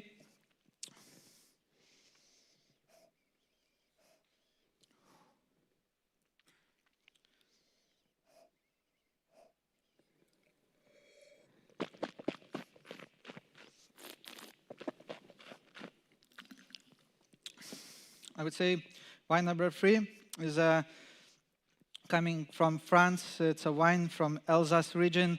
It's a Sélection de Grain Noble, Gewürztraminer. And so it's again botrytized wine.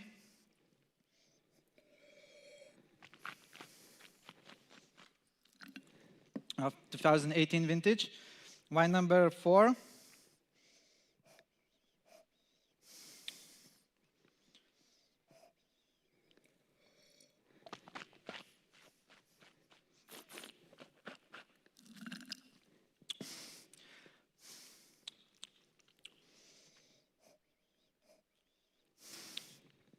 I will skip that.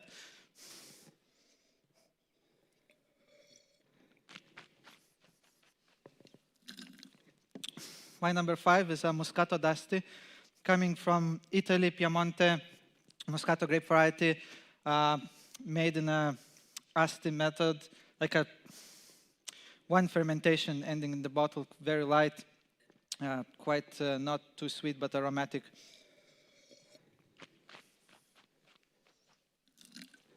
A gentle mousse. And number 4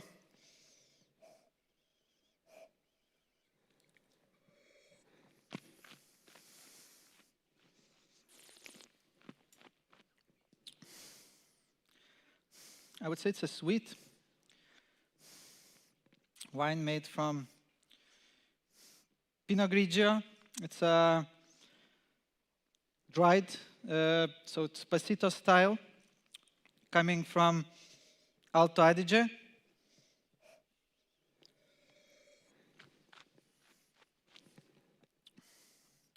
But it hasn't been aged long in the barrels. It's quite still fruity. So I would say it's 2022 vintage. Yes.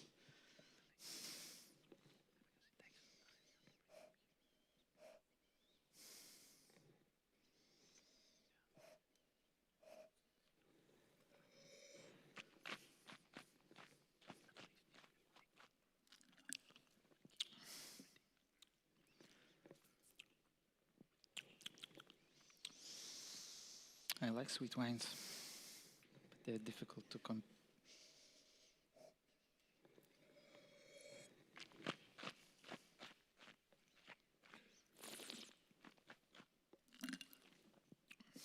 I would like to change wine number 2, coming from Loire Valley. It's a Chenin Blanc from Coteau du Léon. Also botrytized, but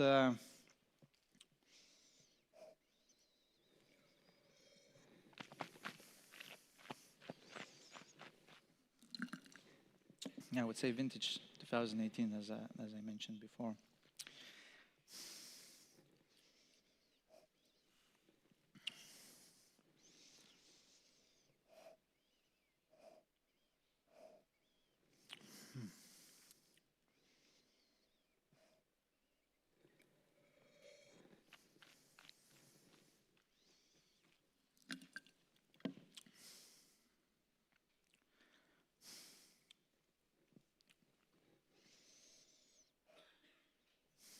I would say beverage number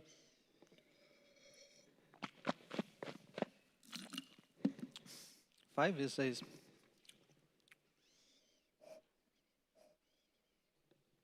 would say it's sake, and it's sparkling sake.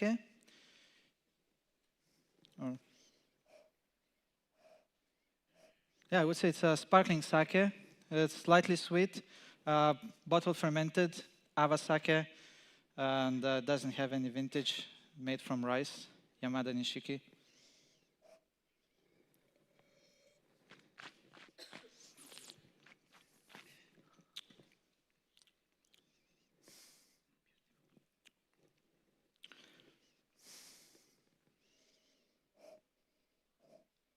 Or no, I would like to keep my first, this Piemonte Moscato d'Asti. Let's be safe.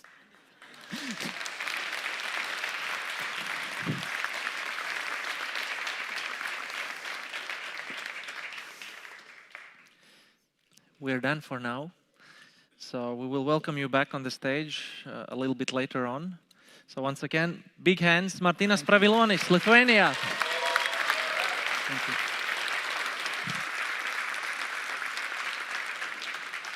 So again, small break. We will reset the stage, and again, we will show a short video.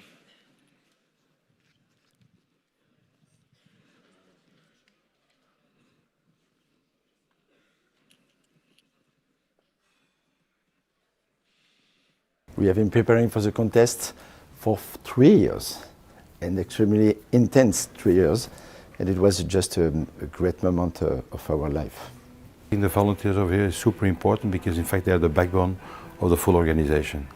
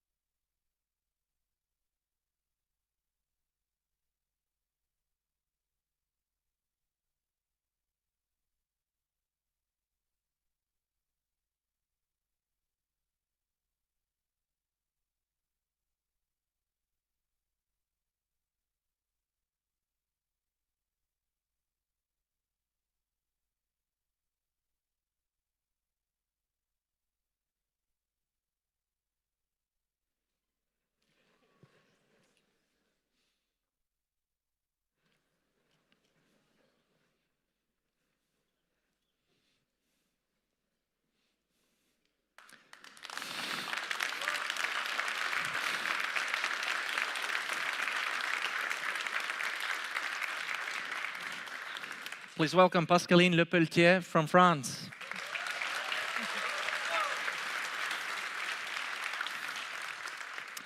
Welcome on this wonderful stage in our cozy restaurant. Beautiful. So I will be who will give you the instructions. As you can see, we have guests waiting. In the back, you have your working station, Beautiful.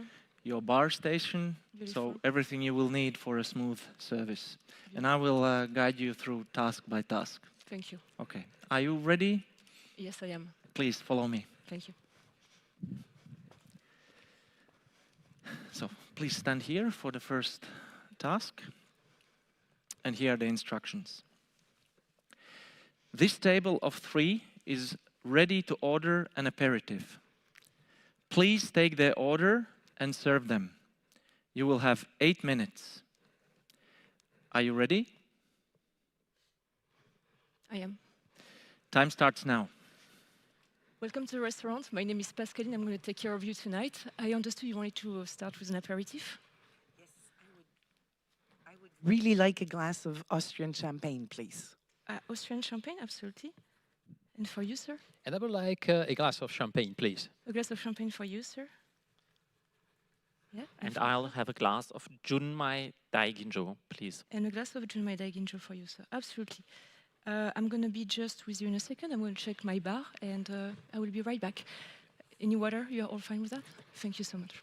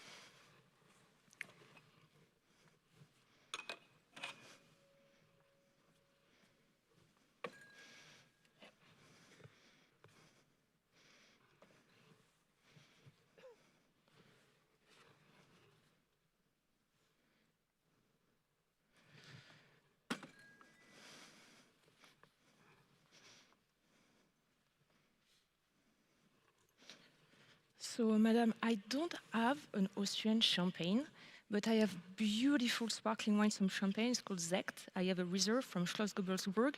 It's going to be, if I'm not mistaken, Chardonnay based, and I think that will be absolutely fantastic. I also have some champagne, if you want, du Val-le-Roi. It's as you wish. I'll have the Austrian Sekt. I will have the Austrian Sekt, please. Here you are, sir. And for you, I decided I like to have my sake poured in a white wine glasses. I hope it's okay for you. Thank you so much. Here you are, sir.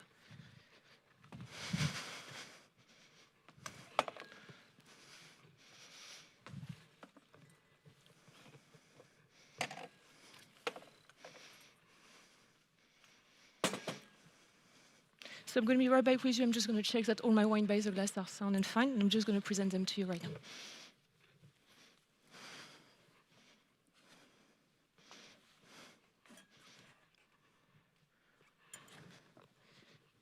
So for you, madam, is going to be the Brut Reserve from non-vintage from Schloss Göbelsburg. For you, sir, the Zaku Mainu Tomu from Mie, Japan, in the center of Japan, and the Junmai Daiginjo as you wished. And for you, sir, I'm going to have the beautiful Cuvée du Val-le-Roi champagne and the Fleur de Champagne, Premier Cru Brut. Thank you.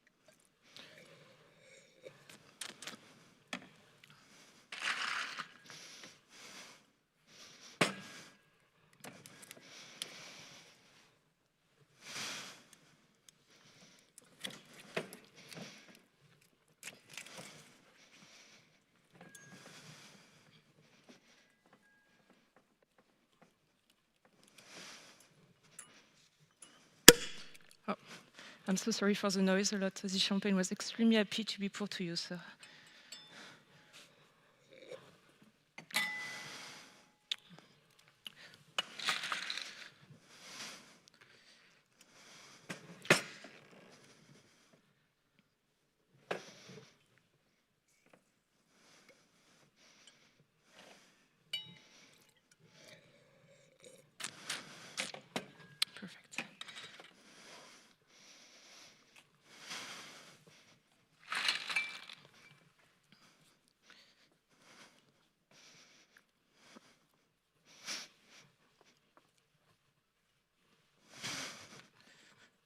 and then let me know if it's to your liking with the Brut Reserve.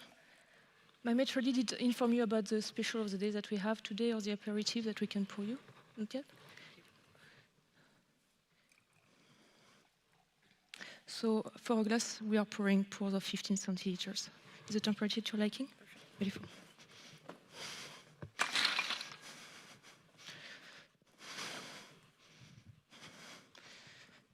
So for you, maybe.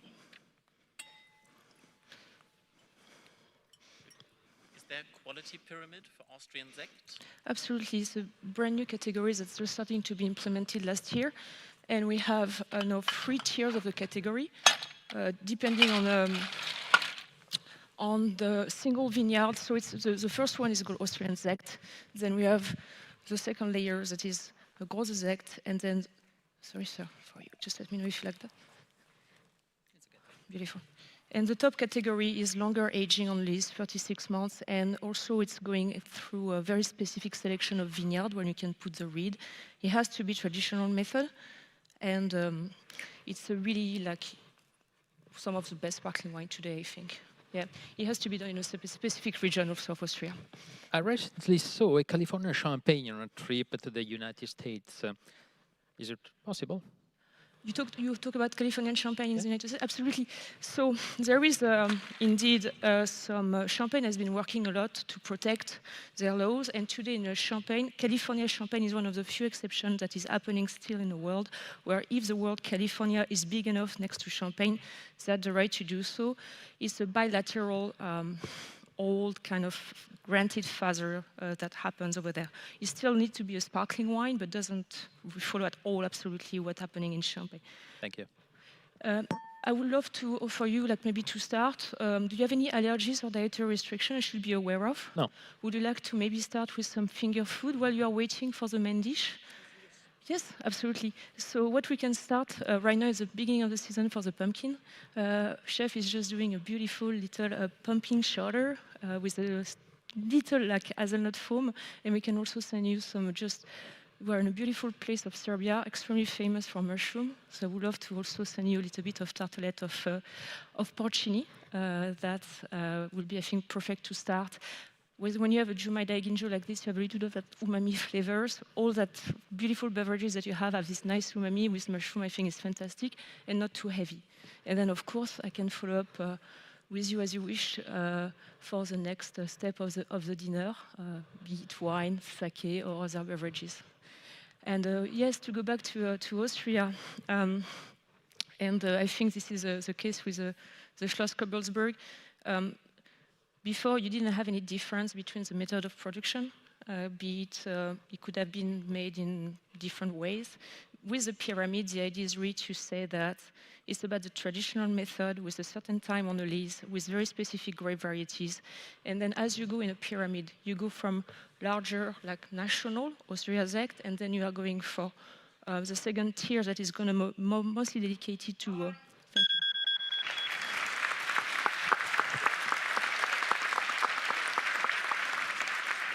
Have a glass of water, please. Thank you.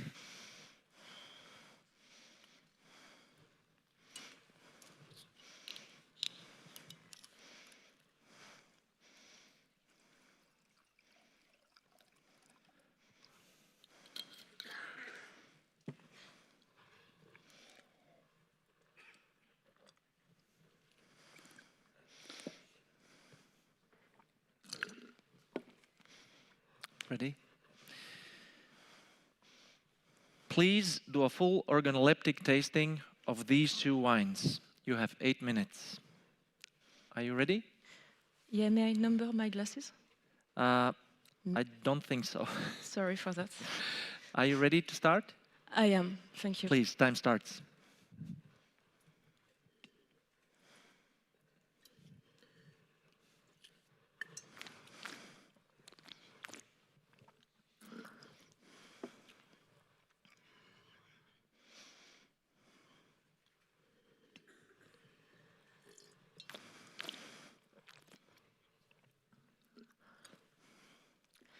I'm going to start with glass number 1.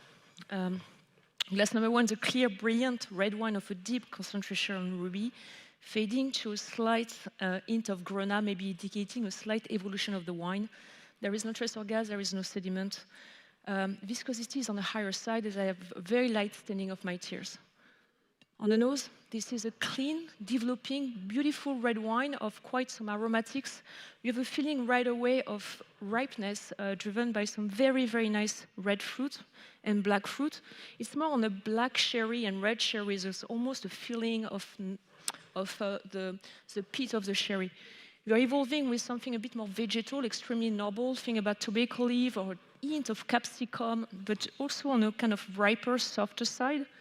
And it's finishing with some spices, just like tonka bean, a touch of coffee, almost indicating probably some use of new barrel with a good level of toast, but extremely well handled. Overall, the nose is complex and really feel a certain maturity of the wine, as well as a ripeness of the grape and a really nice extraction of the compound. On the palate.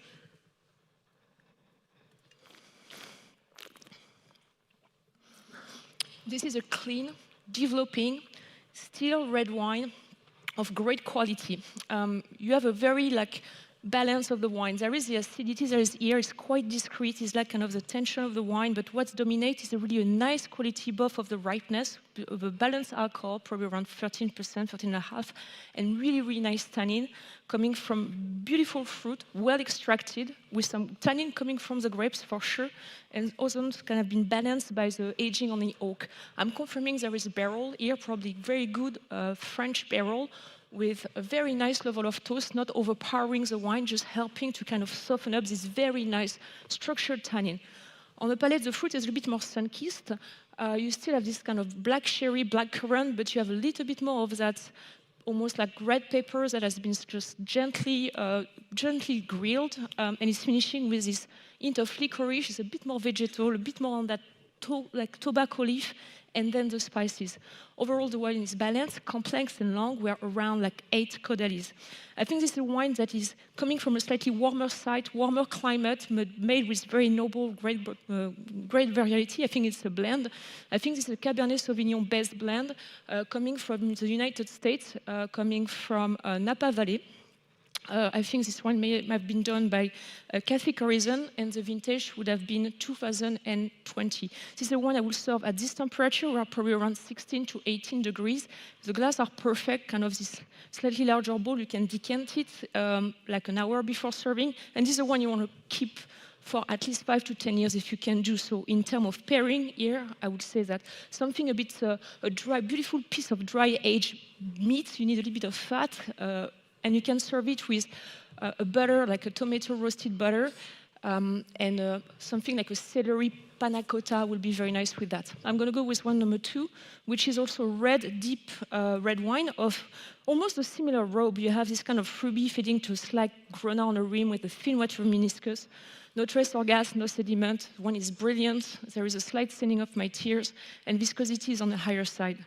On the nose, the wine is also clean, is also developing, it's also very pretty. There is a certain fragrance on the wine, where also on the red and blackberry is quite similar in terms of that morello, black sherry, a bit of currant. It's just a little bit more on the sour side. The fruit seems a little less intense.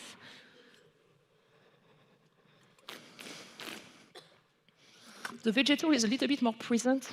It's almost like you have the black currant leaf. The licorice is more here. There is almost a fern or an ivy quality.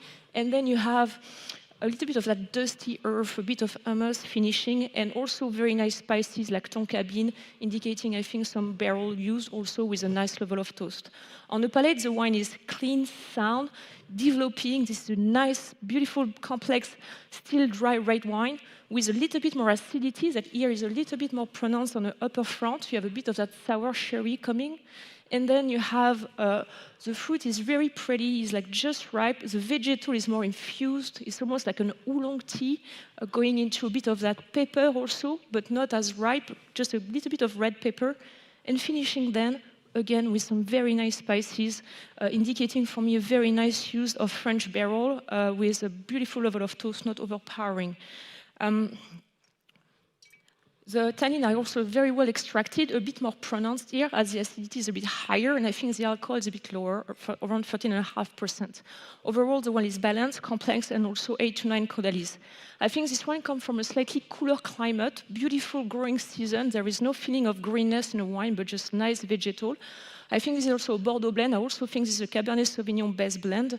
But this time, I think this wine comes from France, from Bordeaux, from the Médoc. I think this is a Saint-Estèphe due to the quality of the tannin. It's not an overpowering vintage. I think about a beautiful vintage like 2020, combining ripeness and freshness. And the one I would serve, I said 16 to 18 here. I will do 17, maybe 17, 18 here. Here, 16, 18 is beautiful. Same thing, I will decant the wine half an hour before. These glasses are perfect. I will also keep this one at least 10 years.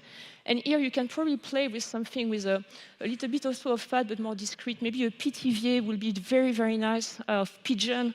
And you have just a very nice sauce of a demi-glace with a bit of truffle to go with that. That would be a great pairing. If you are not enjoying meat, for example, which is more and more the case today, I will have to do for the first one a vegetarian moussaka with smoked eggplant, some paprika in it. You just play a bit with the fat and the spice and that slight sweetness. And for the second one, we can do a very, very nice risotto with porcini or trompette de la mort. That could also be beautiful. These two wines, you can keep them in the cellars. They are kind of brothers from another area, I think. Extremely well balanced in the two cases. And for the Saint-Estèphe, I'm going to call Félan-Ségur.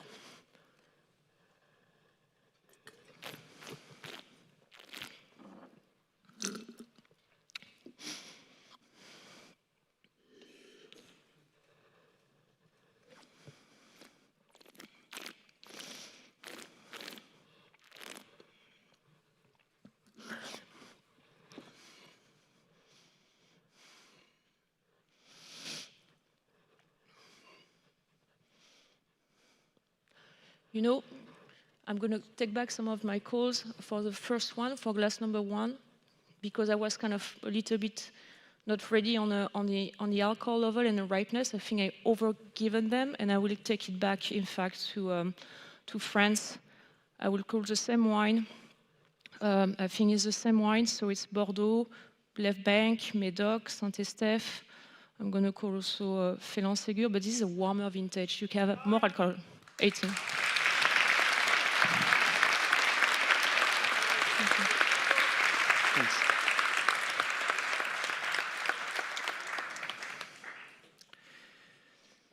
So we have a second part for this task, and here are the instructions. Now you have 1 minute to tell us what these two wines have in common. Time starts now. As you could have seen at my coming back to the two wines, I really think, in fact, they are the same producer, same wine, same blend, but they are just coming from two different vintages. One is being a warmer vintages. Definitely the heat was a bit more pronounced and showing on the first one, which I think is 2018, while the second one was a little bit of a cooler, linear vintage. It's why I said 2020. So for me, they are just the same wine, same producer, same production method, maybe a little bit more Petit Verdot. The blend is a little bit pretty different in the second one, because I think both are Bordeaux blend with Cabernet Sauvignon dominant. But and the difference will be the two vintages and maybe a slight variation on the blend. So same producer.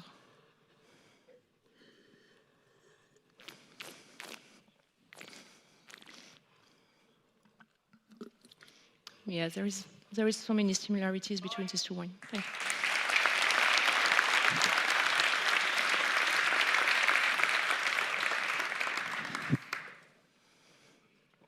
Thank you. Ready to continue? Yes. Good. Please identify these 4 beverages. You have 3 minutes. Are you ready? Just one sip. Sure.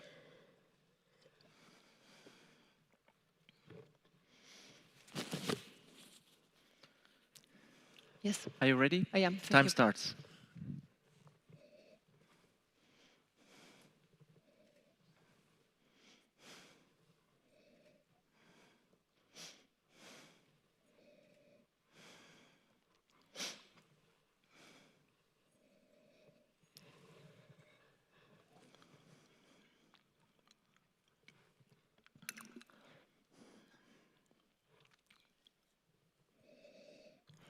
Glass number 1, this is a distilled spirit. This is spirits. This is wine-based spirits from France, from Cognac. This is a XO Grand Champagne. Glass number 2, this is a spirits, distilled spirits.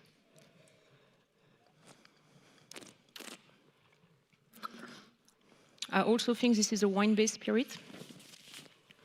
I also think this is a cognac. This is a younger cognac. Also from Grand Champagne, but VSOP.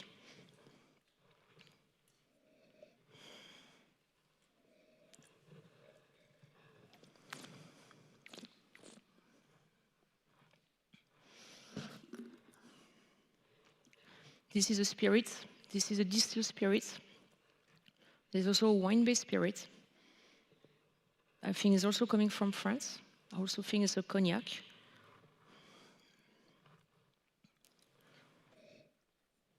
I think this is a VS, also from the same area of Grand Champagne.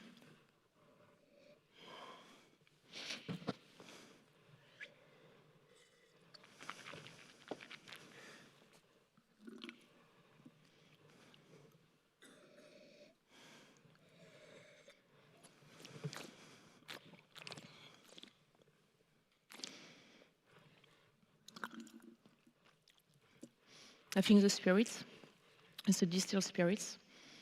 It's also a wine-based spirit. It's also coming from France. I think it's also a cognac. It's a richer, rounder cognac. It's a beautiful one too. I think it's also maybe number 1, maybe a XXO, while number 4 is.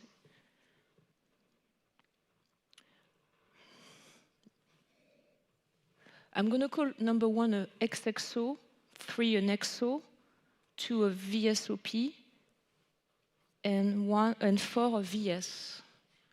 And it feels like there is a roundness to it. So it feels like a distillery, or some distilleries that may use some of the lees into it. So we can think about NC, Martel.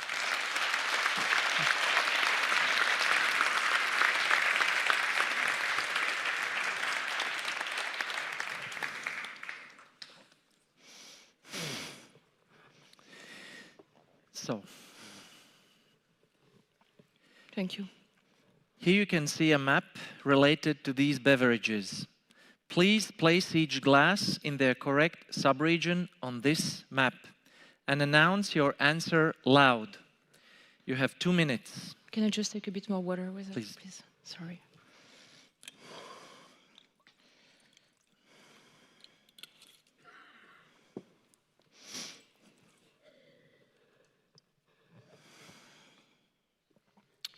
Can you repeat just the time?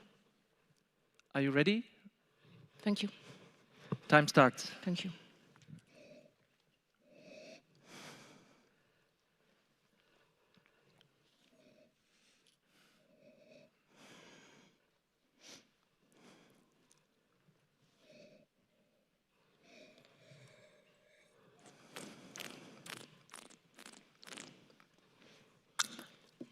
Okay.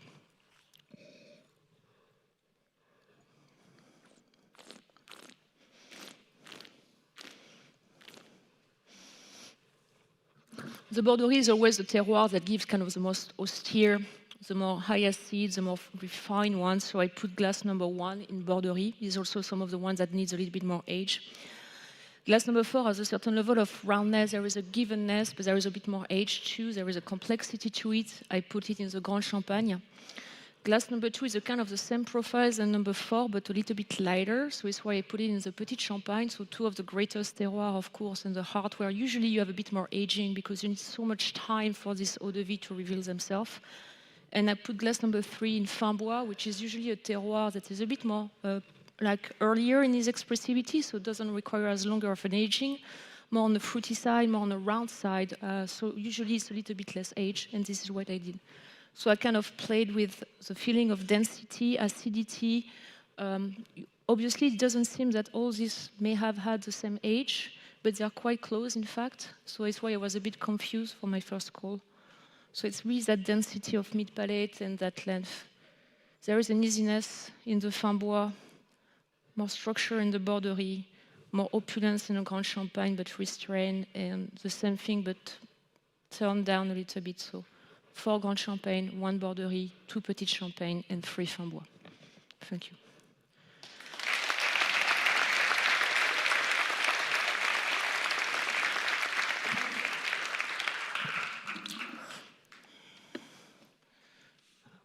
Sorry.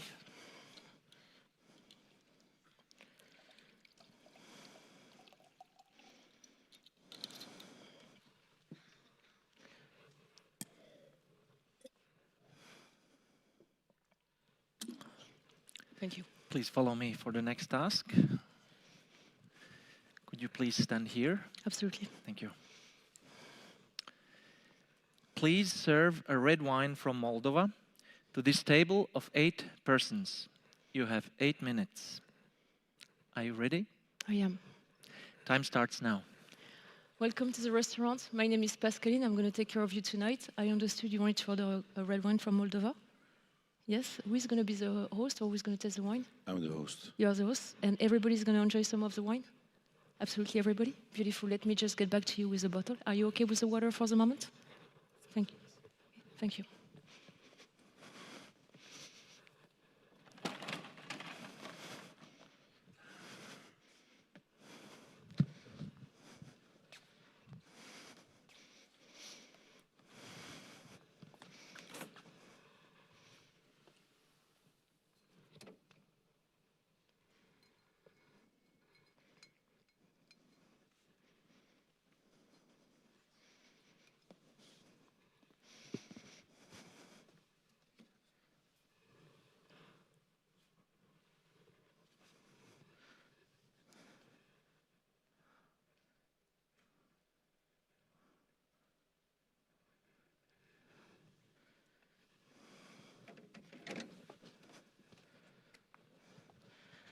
So, sir, this beautiful wine. So it's going to be a Fêtage Negra, Merlot and Cabernet Sauvignon 2018, a blend. So the name of the cuvée is Calibre 1222 from A2. I'm so sorry you didn't see the area. I'm not familiar with this wine, but I hope you're going to really enjoy it. Thank you.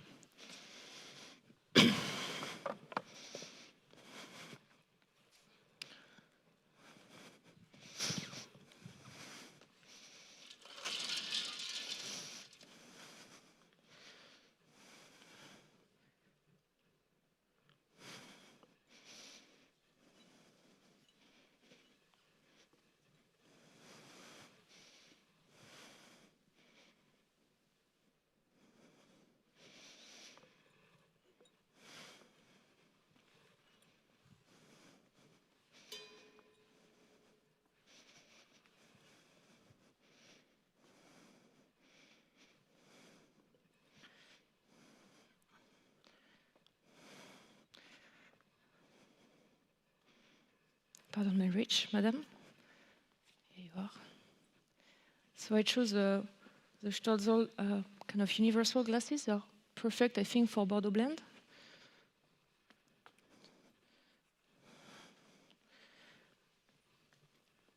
And I'm assuming that you may want me to finish the bottle with all of you.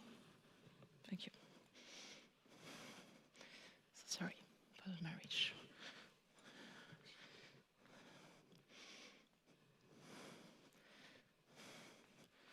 You also.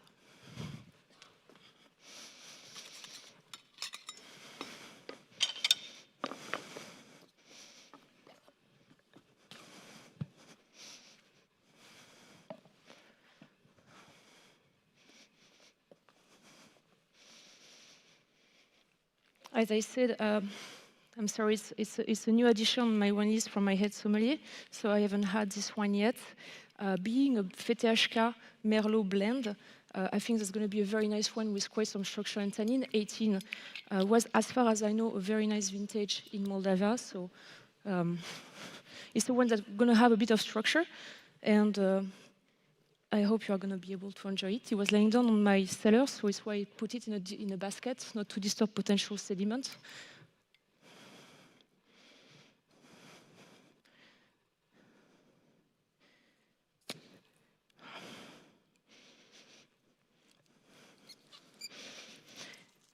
So sorry, I spilled a tiny bit. I will make sure that we can do a little something for you on the wine. May I make sure the wine is sound? Thank you.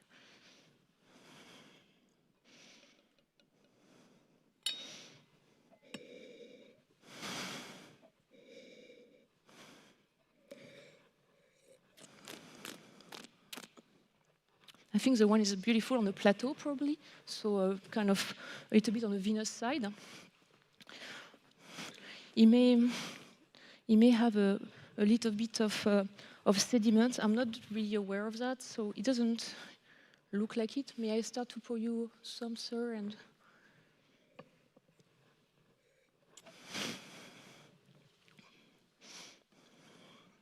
you know, may I decant the wine just to be safe that there is no problem with you with the sediment at the very end, so this way we don't take any risk.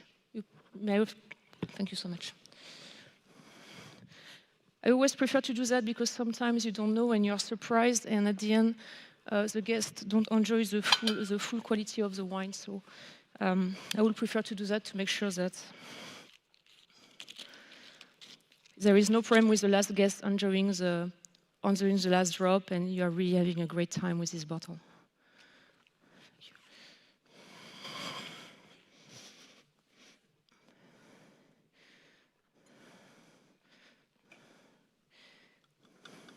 Not to lose time, I'm just going to decant it directly like this.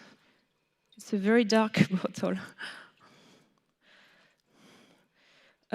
Today we have some really nice special of the day, and one of them is a lamb shoulder.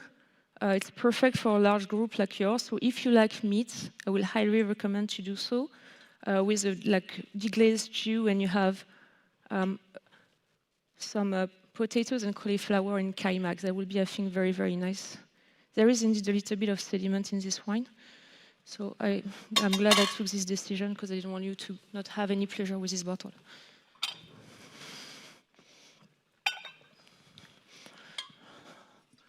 So, sir, please. And if you want, at the end, if you really, I'm more than happy to pour you the left of the bottle once the sediments are deposited and eventually redecant it for you, absolutely, so we'll enjoy the full bottle. Madame?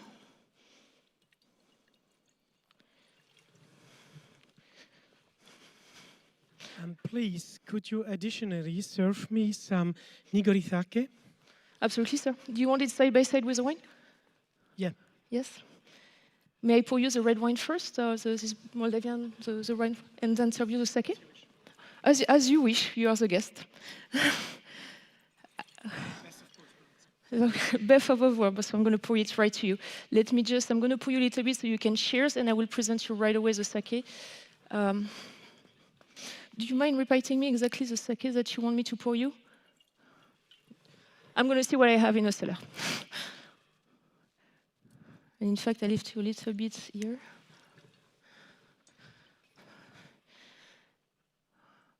So I lie, I'm not finishing the bottle right now, so I can maybe pour you to the person that is enjoying the most wine.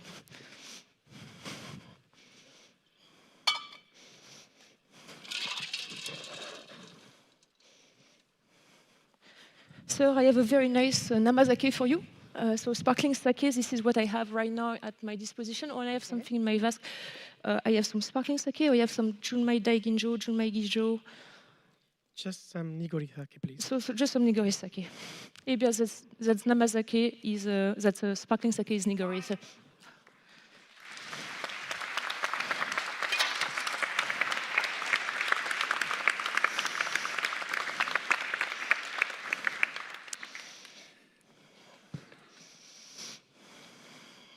It's okay.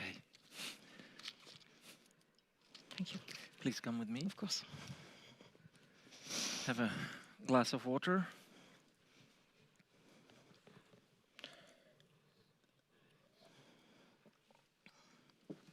And once again, audience, please remain silent for the next task.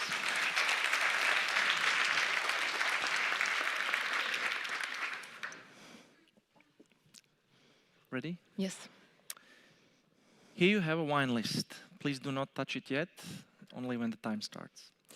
Please check the wine list for possible errors and give your corrections. You have 4 minutes. Are you ready? I am. Time starts. Alors, Henri Giraud. First, let's check the category. So it's sparkling wine. Sorry for that.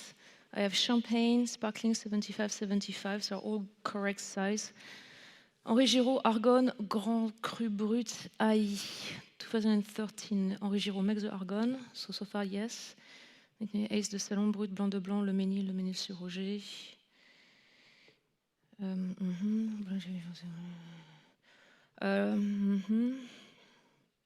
AI.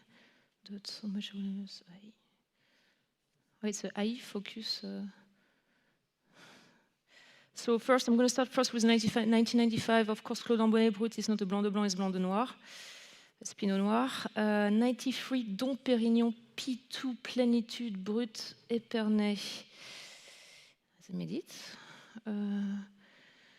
16, mais est-ce qu'on a les Perrières, Extra Brut, Blanc de Blanc, Congy. Ouais, les Perrières et ce Chardonnay.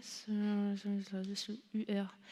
So I will take off the UR here for the Cédric Bouchard. There is an accent missing on Cédric, but 1990 Rose de Jeanne, Blanc de Noir, Côte de Cézanne. He's not in Côte de Cézanne, he's in the Aube for Bouchard. I'm going to continue quickly and go back to the Champagne because I'm sure there is more thing. Hommage à William Deutz, Parcelle d'Ailly. It's just Hommage à William Deutz from Deutz. There is no Parcelle d'Ailly for that. And I will also take off the AI, unless we are looking at where the winery is located. In that case, Bollinger is in AI, yes. Cadel Bosco, Cuvée Bosco is, it's not a non-vintage, it's a vintage. Cuvée Anna Maria Clementi Franciacorta, zero dosage Lombardy Italy, yes. Badendorf, El Bendito is not a Badendorf making El Bendito, this is Craig Hawkins from Testalonga. Van Boel, Riesling Brut, Mosel, that will be a Sekt. And Van Boel is not in the Mosel, is in the Pfalz. Argyle, Vintage Brut Sparkling, it's not from Napa, this is from Oregon, from the 2017. So Argyle Vintage Brut Sparkling, Oregon, not California. Camel Valley Brut Reserve, Camel Valley Vineyard, as far, alors they're not in West Sussex, they're in Cornwall. In England. I never tried their sparkling, but I'm assuming they may be a sparkling. Unless it's not Camel Valley, it can be another producer in the West Sussex. And Bérèche Coton Reflet d'Antan is not, is a cuvée, is an M cuvée for a sparkling.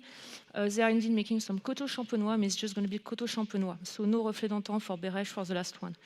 I'm going to say either it's Camel Valley, a Brut from Cornwall, or it's another producer from a West Sussex that will do a Brut Reserve, Argyle, Oregon, Van Boel, Pfalz, Badenhorst is Testalonga, Vintage for Cadel Bosco, Bouchard is in the Aube, Ulysse Collin, les Pierrières, Koji, but I think this, the Maillon is a Pinot Noir, the rest is Blanc de Blanc, Dompé, P2, Plénitude, 93. I think right now the 93 is a P3, it's not a P2. That would be P3. Claude Ambonnet is a Blanc de Noir. Deutz is just Hommage à William Deutz. Bollinger, Vieille Vigne Française. Vieille Vigne Française. Yes, they are making the Vieille Vigne Française. I don't know if they made the 1999. So I will take off that vintage of Bollinger, Vieille Vigne Française. 98 S de Salon, Brut, Blanc le Dent. They don't put, they put le Ménil on it. They put le Ménil on the label. And Henri Giraud, Argonne, Grand Cru Brut, AI. So Argonne is really made by Henri Giraud. It's a Grand Cru. Thank you.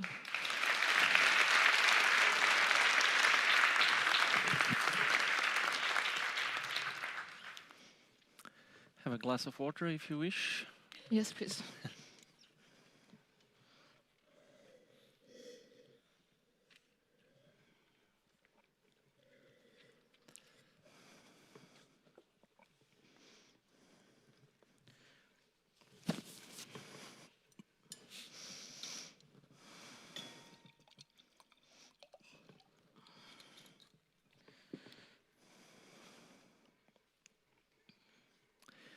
So, please identify these 5 beverages and comment on their key methods of production. You have 8 minutes. Are you ready? Yes. Time starts.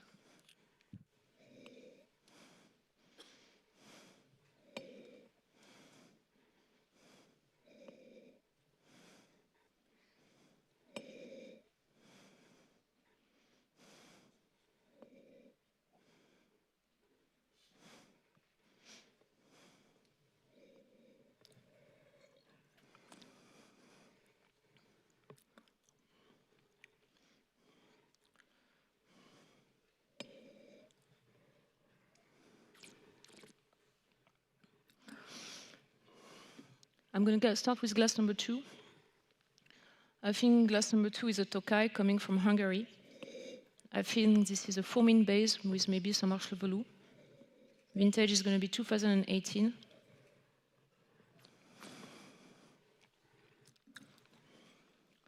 It's not an overly sweet Tokai. I think it's just going to be on the old classification an ASU, but with 5 Plutonios. So it's a mix of, it's going to be dry grape berries touched by the noble rot and added it to some base wine. I'm going to go to glass number 3, and I will go back more in detail with the method of production when I've identified the wine.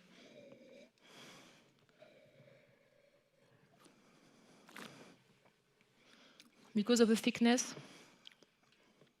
because of the oxidation, I also think glass number 3 is a wine that has been made with noble rot, with botrytis grape. It doesn't have the same brightness of acid as a Fomin on number 2. I think this is a Riesling, touched by noble rot. I think this is a BA or TBA, coming from Germany, coming from the Mosel. Vintage is going to be also 2018. For the first glass number 2, I'm going to call Royal Tokai as a producer. For glass number 3, it's a little bit fat. I'm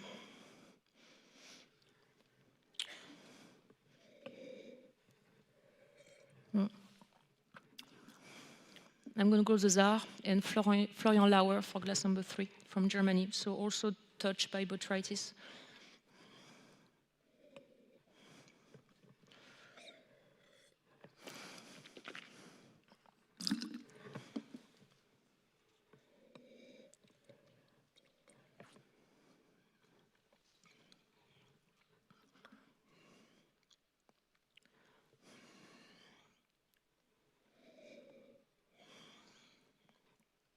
Glass number 1. I think this is a fortified wine.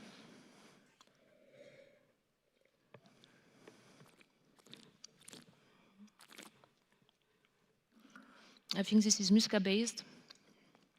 So it's a fortified Muscat. It's quite delicate. So sweet grapes, and then we stop the fermentation with the addition of neutral spirits. I think this is coming from France. I think this is a Muscat de Baume de Venise, coming from the Rhône Valley, from Baume de Venise. The producer is Durban, and it's a young vintage. I think it's 2022. Glass number 5. I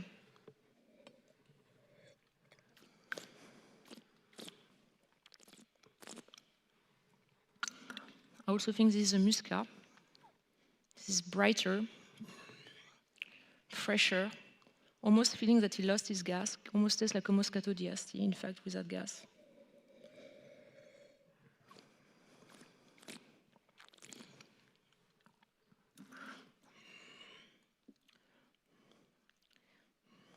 It's on the drier side of the Muscat. I will go back to this wine.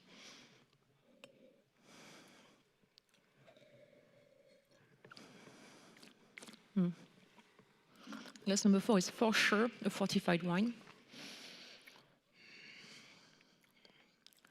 Quite neutral, thick. Almost like Muscat-esque also, in fact. Very, very sweet. So that's glass number 4 is picked early, peak right time, and then we stop the fermentation with some added sugar, some neutral spirits, and then aged in neutral environment. I'm also going to call that a muscat, in fact. No, yeah, it's muscat. Sorry, I'm going to call number 4 Muscat Baume de Venise from the Rhône Valley, from France, Durban, 2022. And I'm going to focus on one number 1 and one number 5. So on one number 2,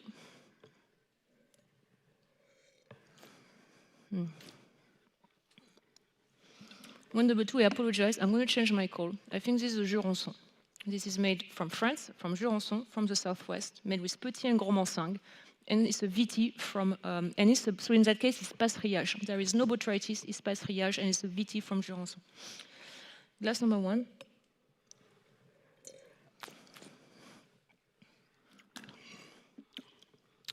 That's a 45 wine. Glass number 5. I think glass number 5 is a dry muscat. I'm going to call it a Tamjanica, coming from Serbia.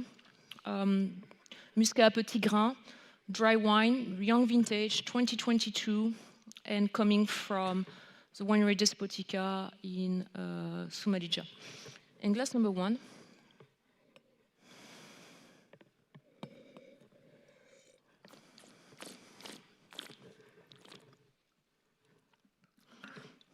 Sweet neutrals. And glass number 1 was made, the vinification technique is like you pick the grape early, very aromatic, maybe 1 or 2 grams of residual sugar, stainless steel, filtration, young on the market. So there is no desire to go too far in the picking. Probably a bit more sugar than that, maybe 5-6 grams, but it's picking early, clean, and that's just grapes that are just ripe. And glass number 1.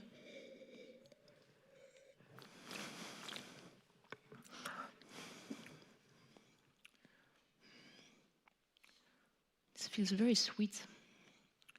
I think there is almost a feeling of addition of sugar in glass number 1.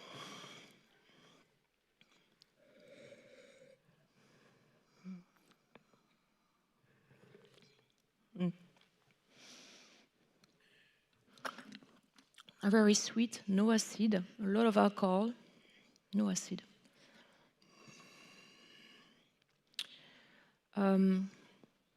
It's not like this muscat is very, very gentle. There is a bit of muscat feeling in this one. You know, I'm going to call number 1, in fact, a Welsh Riesling, coming from Austria, coming from the Niedersee, from Rösterhausbruch, young vintage, 2022.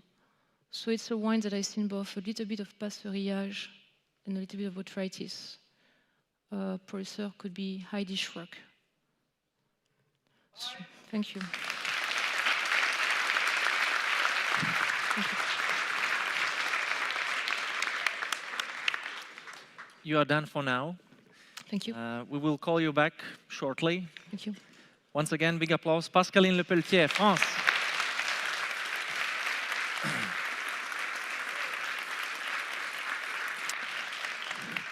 So now we will reset the stage. It will take a few minutes, and we will have the final task for all 3 candidates at the same time on the stage. So give us, please, a few minutes.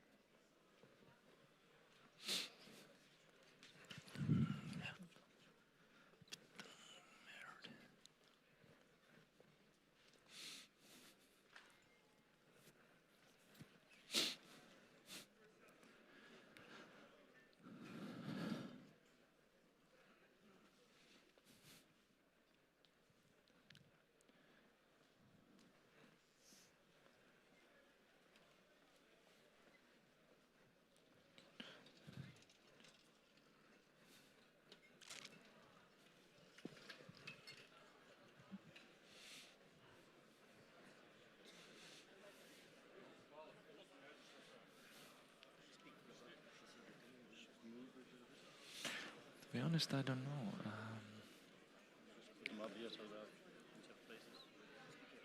Ask David. Better David.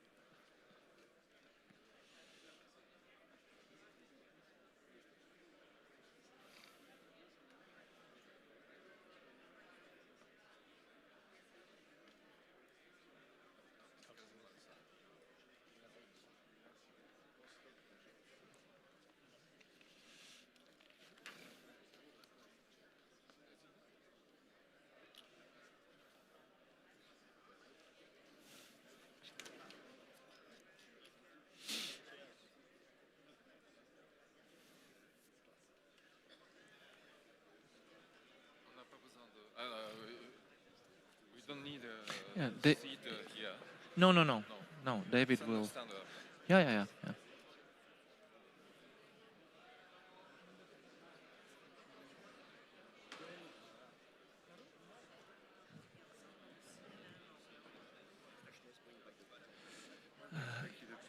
Shinya wants to take it away. What is? No, it's okay. I didn't prepare the space. I'm just.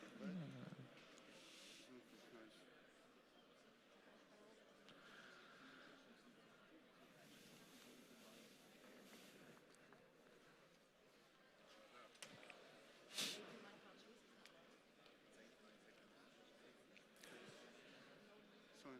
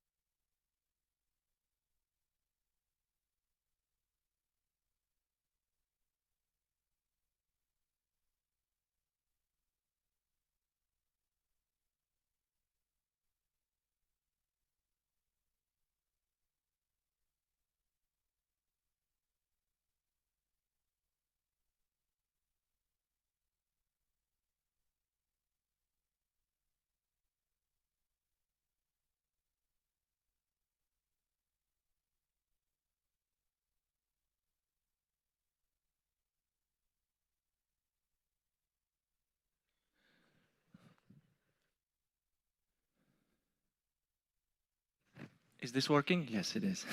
So we are almost ready. The finalists are on the way. Please, the final task will be again on the screens. So please do not comment on anything what you will see.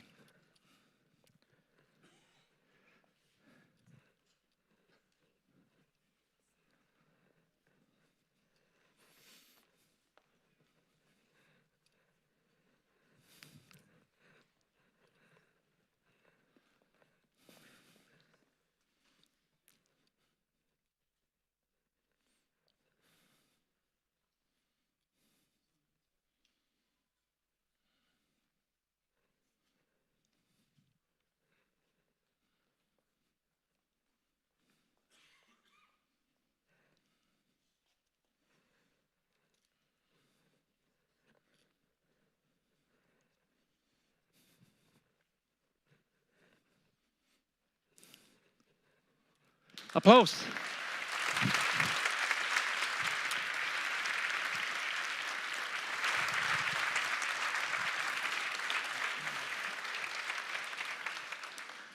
So once again, we have Pascaline Lepeltier from France.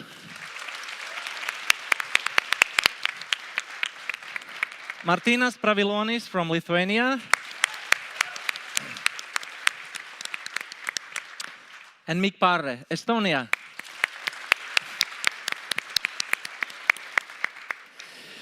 So, dear friends, I would like to say, we will have the last task, and it will be on the screen.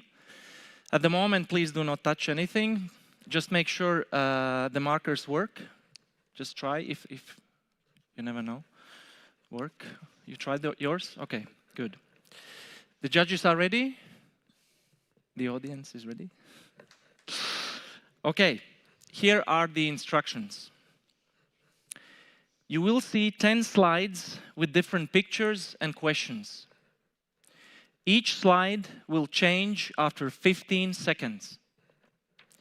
During these 15 seconds, you need to write down your answer on the questions you will see and present it to the audience. So I will repeat it one more time just to be sure. You will see 10 slides with different pictures and questions. Each slide will change after 15 seconds. During these 15 seconds, you need to write down your answer on the questions you will see and present it to the audience and also our judges. Is it clear? Yes. Yeah. Good. So I kindly ask our technical colleagues to start so you can face yourself towards the screen, make yourself comfortable. And as soon as you will see the first slide, the 15 seconds will start.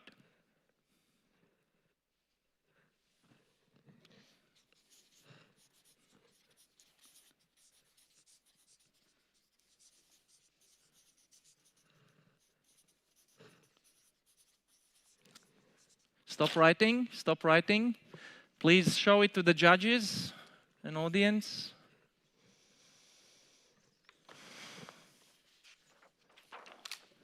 Are judges okay to continue? Finalists ready? Please, next slide on the screen.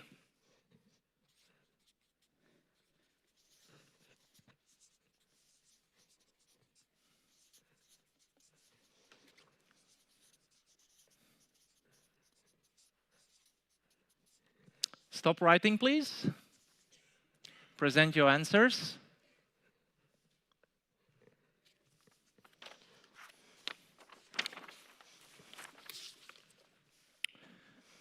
Are we ready? Next slide, please.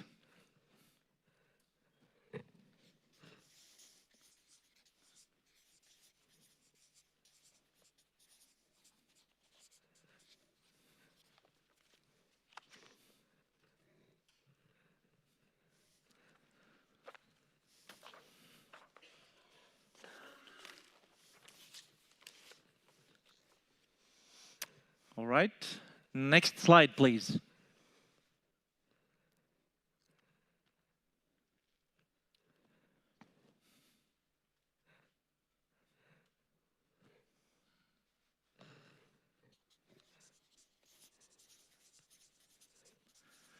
Stop, please. Show your answers.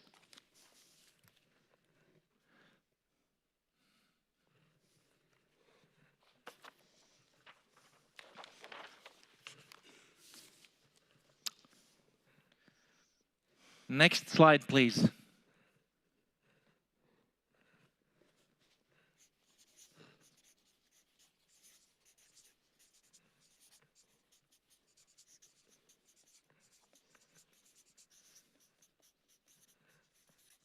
Stop writing.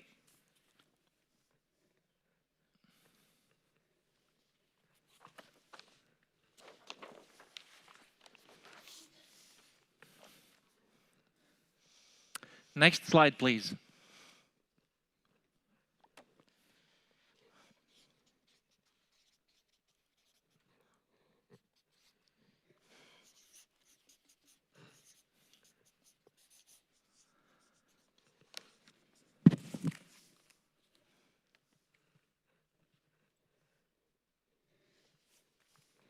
Okay.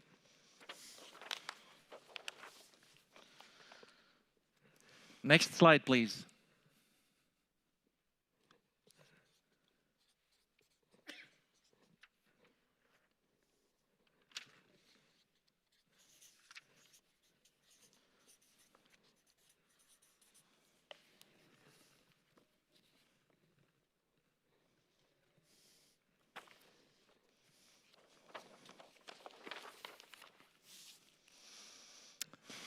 And next slide, please.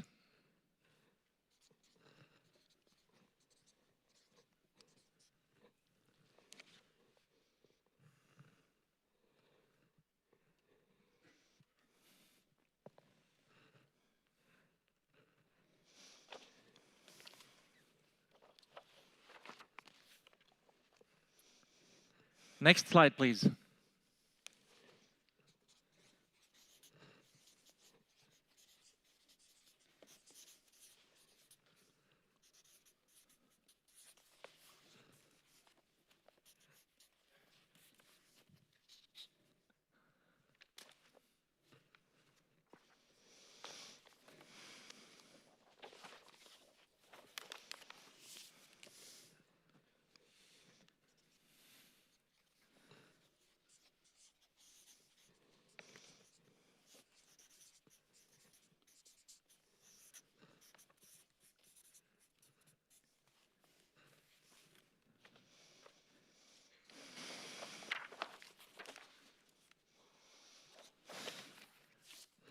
We're done. Thank you very much.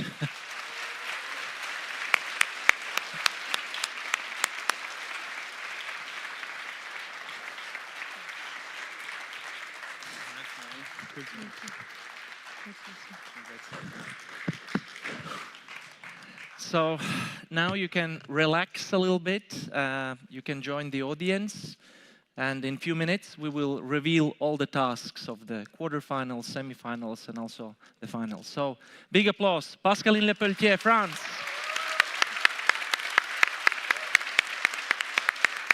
Martynas, Pravilonis, Lithuania. And Mikk, Parre, Estonia. Please join the audience.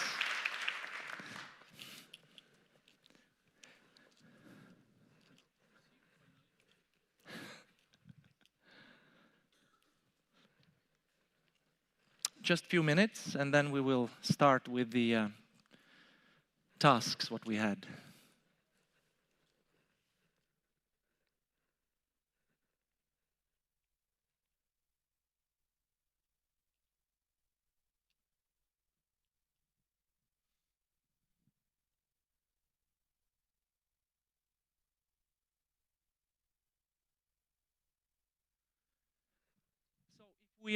If we are ready, maybe we can continue with the next slides. Yes, here we are. So, the quarterfinal. So we had a task where you had to identify these three wonderful white wines, and here they are. So it was a Grüner Veltliner from Schloss Gobelsburg, Österreich. It was Albarino from Tempus Vivendi, from Galicia, from Rias Baixas, and Saint-Péret from François Villard. Of course, the tricky part was that all three varieties have maybe slightly more phenolics, as you know, so it's quite easy to mix them up. But I think, you know, there were some candidates who did really a good job. So these were the three wines. Then the next slide, please. Yes, you had a full organoleptic written tasting of this wonderful Corpinat from Recaredo 2019, Terres Brut Nature. So basically a classic task of 8 minutes to give a full organoleptic tasting. Then we had a service task, a speed task, we can say. It was by the glass task, so there was a guest sitting at the bar who has ordered a glass of Crémant de Bourgogne. And on the table, you saw a small kind of menu which stated that the glass, by the glass of the day is 150 milliliters. So the most important thing was to be on the time and to serve exactly 150 milliliters. And then the judges, of course, they took some measurements to understand how precisely you serve the bottle. Since the bottle was also by the glass, there was a stopper on the mise en place, so you could afterwards seal the bottle to be ready, perfect and fresh for the next glass. So that was the quarterfinal. Now we move to the semi-final. And yeah, the blind tasting task was a full organoleptic tasting of rosé wines. And maybe Heidi, you can give a short comment. It works. So this one was about indeed two very different styles of rosé wines, and apart from just giving a full analysis of these wines, we always also were looking for a commercial aspect, like which kind of customer would like to have these wines, in which kind of occasion would these wines be perfect to be served. So there was additional commercial potential question for these. Excellent. Next slide, please. So then we had identification of 4 beers, and we served these beers in black glasses intentionally so that people couldn't see what the color of these beers were. And apart from recognizing the style of the beer and its origin, we were also asking how the beers should be served. So we were looking at things like glassware, the temperature, and also in certain beers, like the Hefeweizen, we were asking, expecting the candidate to explain that the whole beer should be served because the lees are at the bottom of the bottle. Next slide. Service task. So the task was 5 minutes, serve a Koshu orange wine to these 4 guests. And basically, the key element was to choose the right temperature. So we had one bottle which was very cold, placed in an ice bucket with water, so that was way too cold. And then there were bottles in a wine refrigerator with a slightly warmer temperature, 10 degrees. So we expected you would serve the warmer Koshu orange wine, of course, give some explanations, which you nicely did. And also the task was 5 minutes, so we expected that the perfect serving condition would be to give an aeration for the wine. So that was the key element of this task. And then we had a commercial task, and I would like to ask Markus to give a short comment on that. Yes, we have received a delivery of 6 bottles of champagne. First of all, when you checked the bottles, you realized I announced Champagne Brut from l'Allier, and it was Blanc de Blanc, so it was the wrong champagne in the box. Then you had to sign the reception slip or the delivery sheet to hand it over to the person who delivered you the product, and then it was important to store it in the cellar. And in the cellar was already the same champagne. However, on the back label you could read the champagne in the cellar was the disgorgement from January of the previous year, and the disgorgement of August was supplied. So when you stored, you had to make clear that there are 2 different disgorgements, and 2 different times to take or to serve the wines, one after the other. First in, first out, the old rule. So, and another recommendation, whenever you see a pile of paper hanging around near in a cellar task, you can use them. For example, for separating the bottles. Thank you. Thank you, Marcus. And then we had also a very creative wine and food task.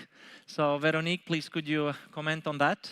Yes, so it's obviously wine and food pairing, so we're calling upon those skills, but also about customer service and psychology and adapting to different customers, right? Very often, same table, same group, different taste preferences, how to adapt to that. So we were asking for 2 wines for each course in a 5-course menu. And one, we asked for a very traditional classical match, and the second one, a much more unusual, unconventional match. The names of the dishes that were chosen were extremely traditional, classical, regional dishes. So we kind of gave you a lead there for an easy traditional classical match from that region. But then there was also the commercial aspect of this, because our job is not only to sell dream bottles all the time, we actually have to, you know, make a restaurant profitable and a wine program profitable. So we put a quite small price tag on that menu. We didn't want you to price out everything, but so you have an idea of what you can recommend, right? Not all over the price range. So we were looking for much more reasonable prices. So that was also a big part of it. Thank you, Veronique. Now the final task, short comments on those. So the first task was the aperitif task or the bar task. So pretty much very classic, so 3 guests, each of them ordered a different wine by the glass.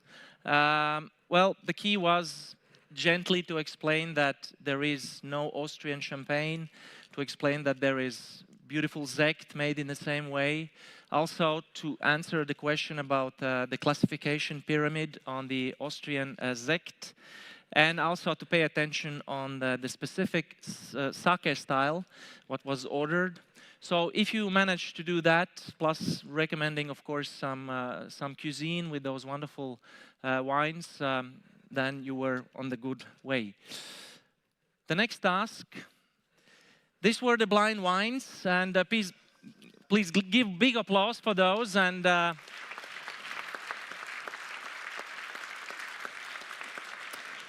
Olivier, would you like to give a short comment? First of all, I would like to thank Frescobaldi family and Maceto Vineyard to give us the opportunity to have this level of wine for the final of the best sommelier of Europe, Africa, and Middle East. Sincerely, big hands for Maceto and Frescobaldi family.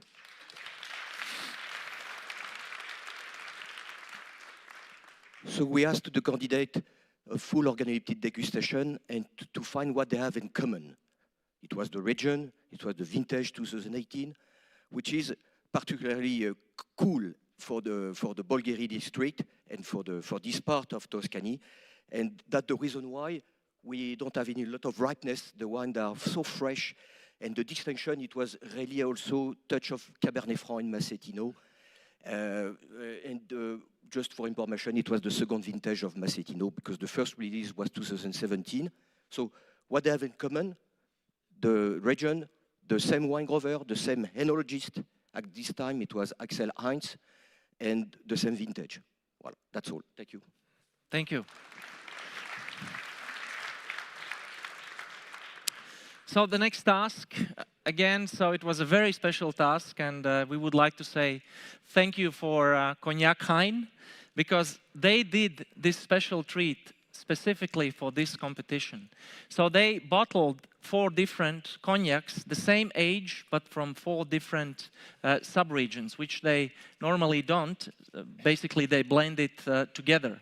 So, of course, yeah, you needed to spot maybe the differences, which was probably very, very complicated, but it was Grand Champagne, Petit Champagne, Borderie, and Fanbois. So that was the task. Next task, please. Yeah, so here you can see the the map, which we all did. So then we had a service task. So again, more or less a classic task to serve 8 people, a red wine from Moldova. And of course, time management-wise, you had 8 minutes, so you would understand that you should do a decantation. And there was a guest in the middle in the service who kindly asked a glass of sparkling Nigori sake. And of course, this is a classic situation which can happen in the restaurant. So depending on how you manage the situation, how smooth you were, and of course, there is a little bit of time pressure as well to do both wines. Then we had the correction of wine list, and here in red you can see the mistakes, the errors. So, of course, there are some wines which are correct, but then you can see what were the main mistakes. I will not read them loud, so you can have a look. So champagne, sparkling wines, Coteau Champenoise, which actually was not a Coteau Champenoise. So a classic task again. Right. Then we had identification of 5 different beverages, and they all were muscat-based. This was the trick. And of course, you needed to explain the method of the production.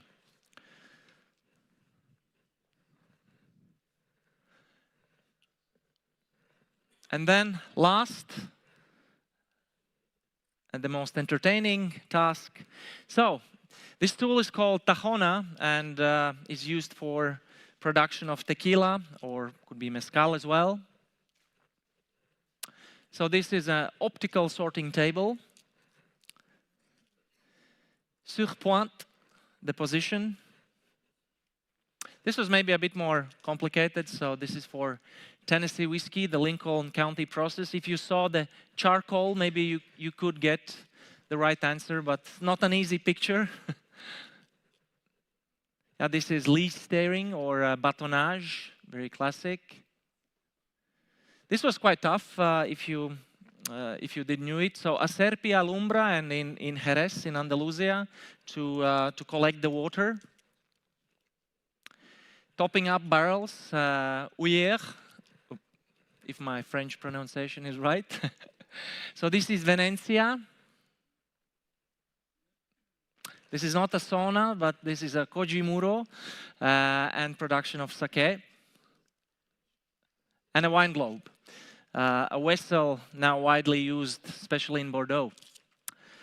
Yeah, that was it. These were the tasks. I think, are we ready for announcing the winners, or do we need a few minutes? We'll have a few minutes. I will just double check if we are ready, but I'm quite sure we are very close to the moment.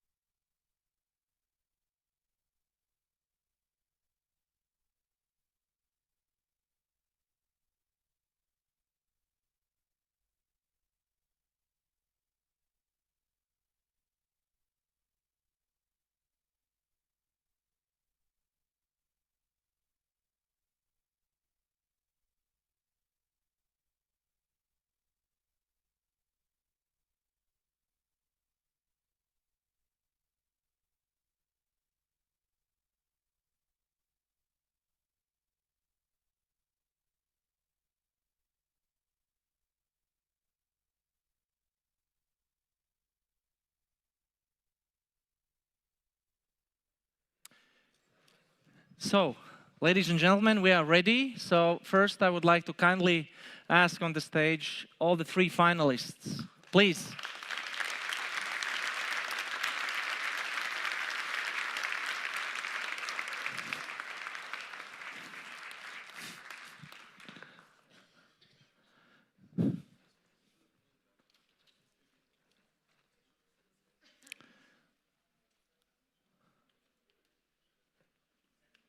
You need to, you need to go around.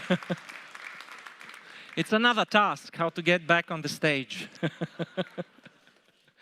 Please, please, come. Martynas Pravilonis, Mikk Parre, Pascaline Lepeltier. Please come here.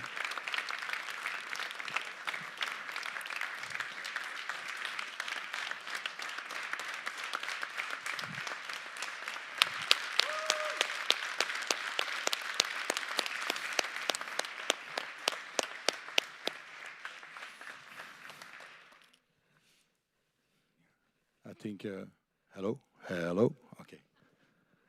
Sorry, I'm also nervous. I think we saw a fantastic final today, really 3 great contestants. I think it was a beautiful, I said, this performance, showing how sommeliers can work, you know, and a lot of heart also. There was a lot of warmth from the people. Really, I enjoyed it. I don't know about you guys, but I enjoyed it a lot, really.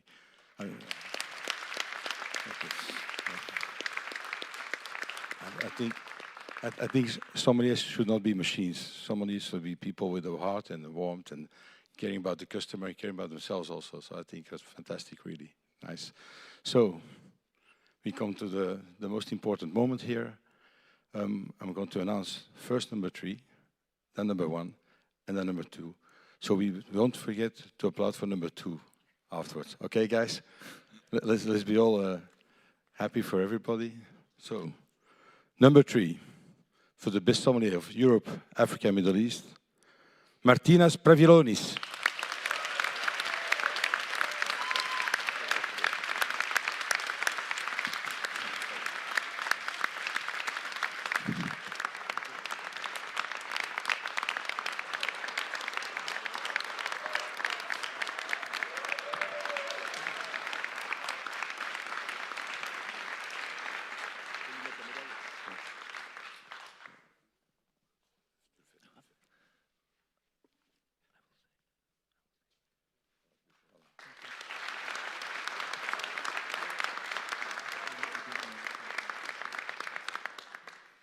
Now, I would like some suspense music, but we don't have it. But just imagine it, you know, just think about it. There's a lot of suspense here.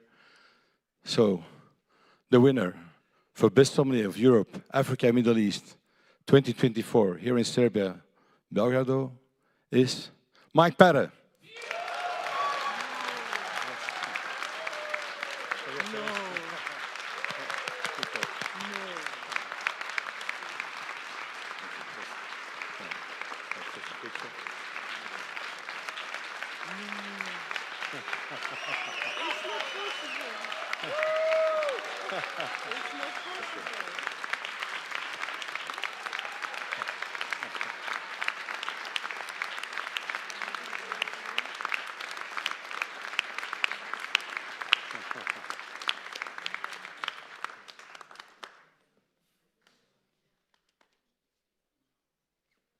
And now, a big hand of applause for number 2, the lovely Pascaline Lepeltier, France. Please.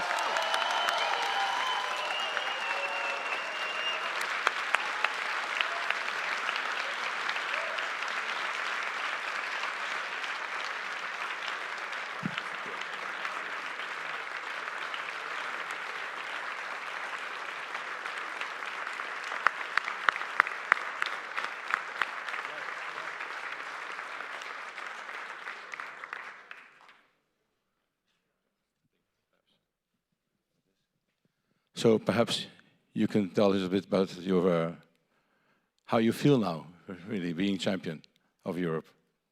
In Africa, Middle East, sorry, Michel Chanton is watching me. I am mostly in shock. I don't even know what to think.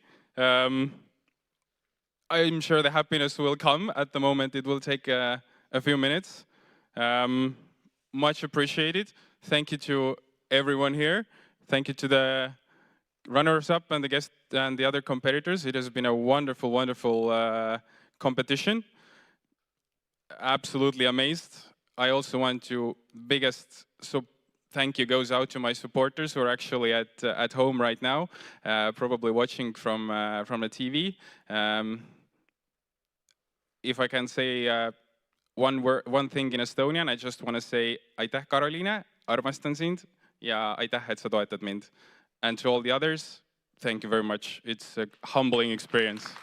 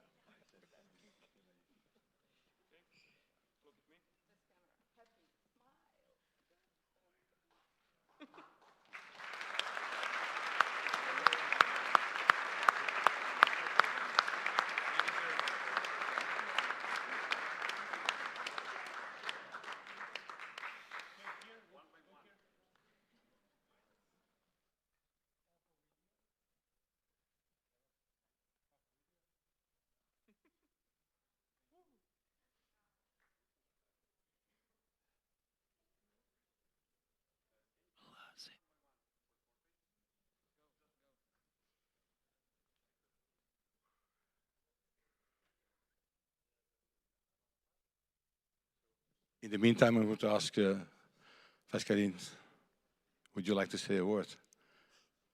Yeah. Okay, thank you.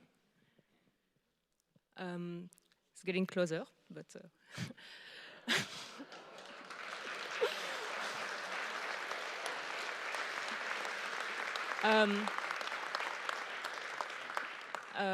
Congratulations. I know how work you hard and you are an amazing sommelier, so really bravo for what you did today. And also, it was a very deep pleasure to do the final with you guys. And it was a very big pleasure to compete with all of you today. I want to, of course, thank all the technical committee for what you've been doing for promoting Sommelier. And I want to thank, of course, everybody that supported me for this preparation.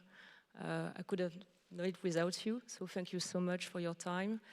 And it was a beautiful celebration of wine and sommelier. Thanks for our host here, because it was an extraordinary week, and I think I leave with a bit of frustration right now, but I think in 5 minutes, I will leave with a lot of joy in my heart for having spent an amazing week with all of you. So thank you so much. Thank you.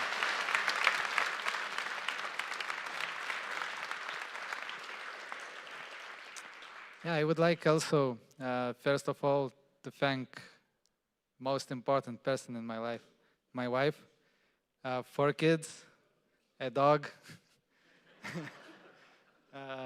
that they handle me, you know, and let me do and prepare. And of course, thank you for Martynas, for all the team at Sommelier Association, always believing in me, pushing, helping to prepare. And yeah, definitely, thanks to all of you guys. Many of you became a family to me throughout many years. Juries as well.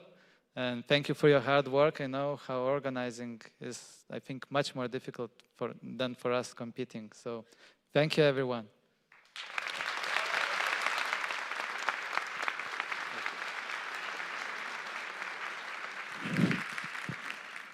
I also would like to add 3 very important things. First, the buses will be here around 15 minutes, so just enough time to get out, to get on the buses and get back to the hotel. And then this competition would not be possible without David Soika and his team of volunteers, so please give a big applause for these.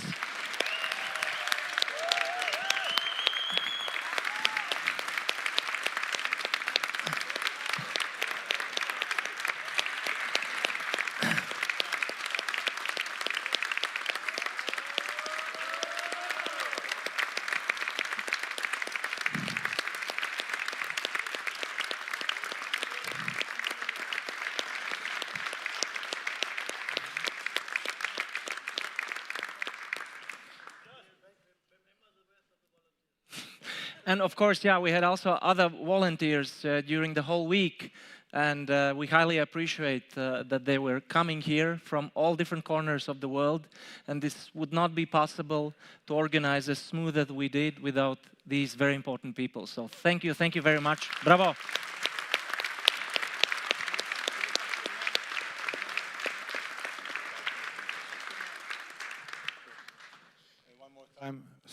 One more time, a big hand of applause for Dejan, Maria, and the full team of Serbia over there. Thank you very much. Yeah, thank you. I'm very proud you. of you.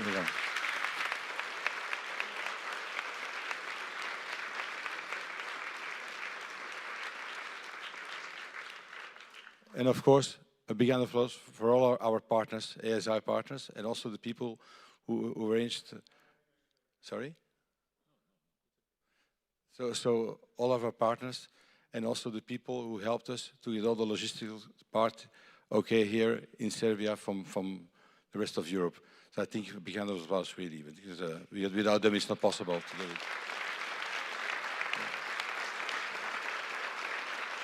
it. So now the buses, as Raymond said, the buses will be here shortly. So the finalists stay with us. We're going to go to the press conference. You have time with them later on tonight to take pictures and everything, but now, please, don't disturb them now because we have a time to respect for tonight, okay? Thank you very much, everybody, to be here. See you later tonight.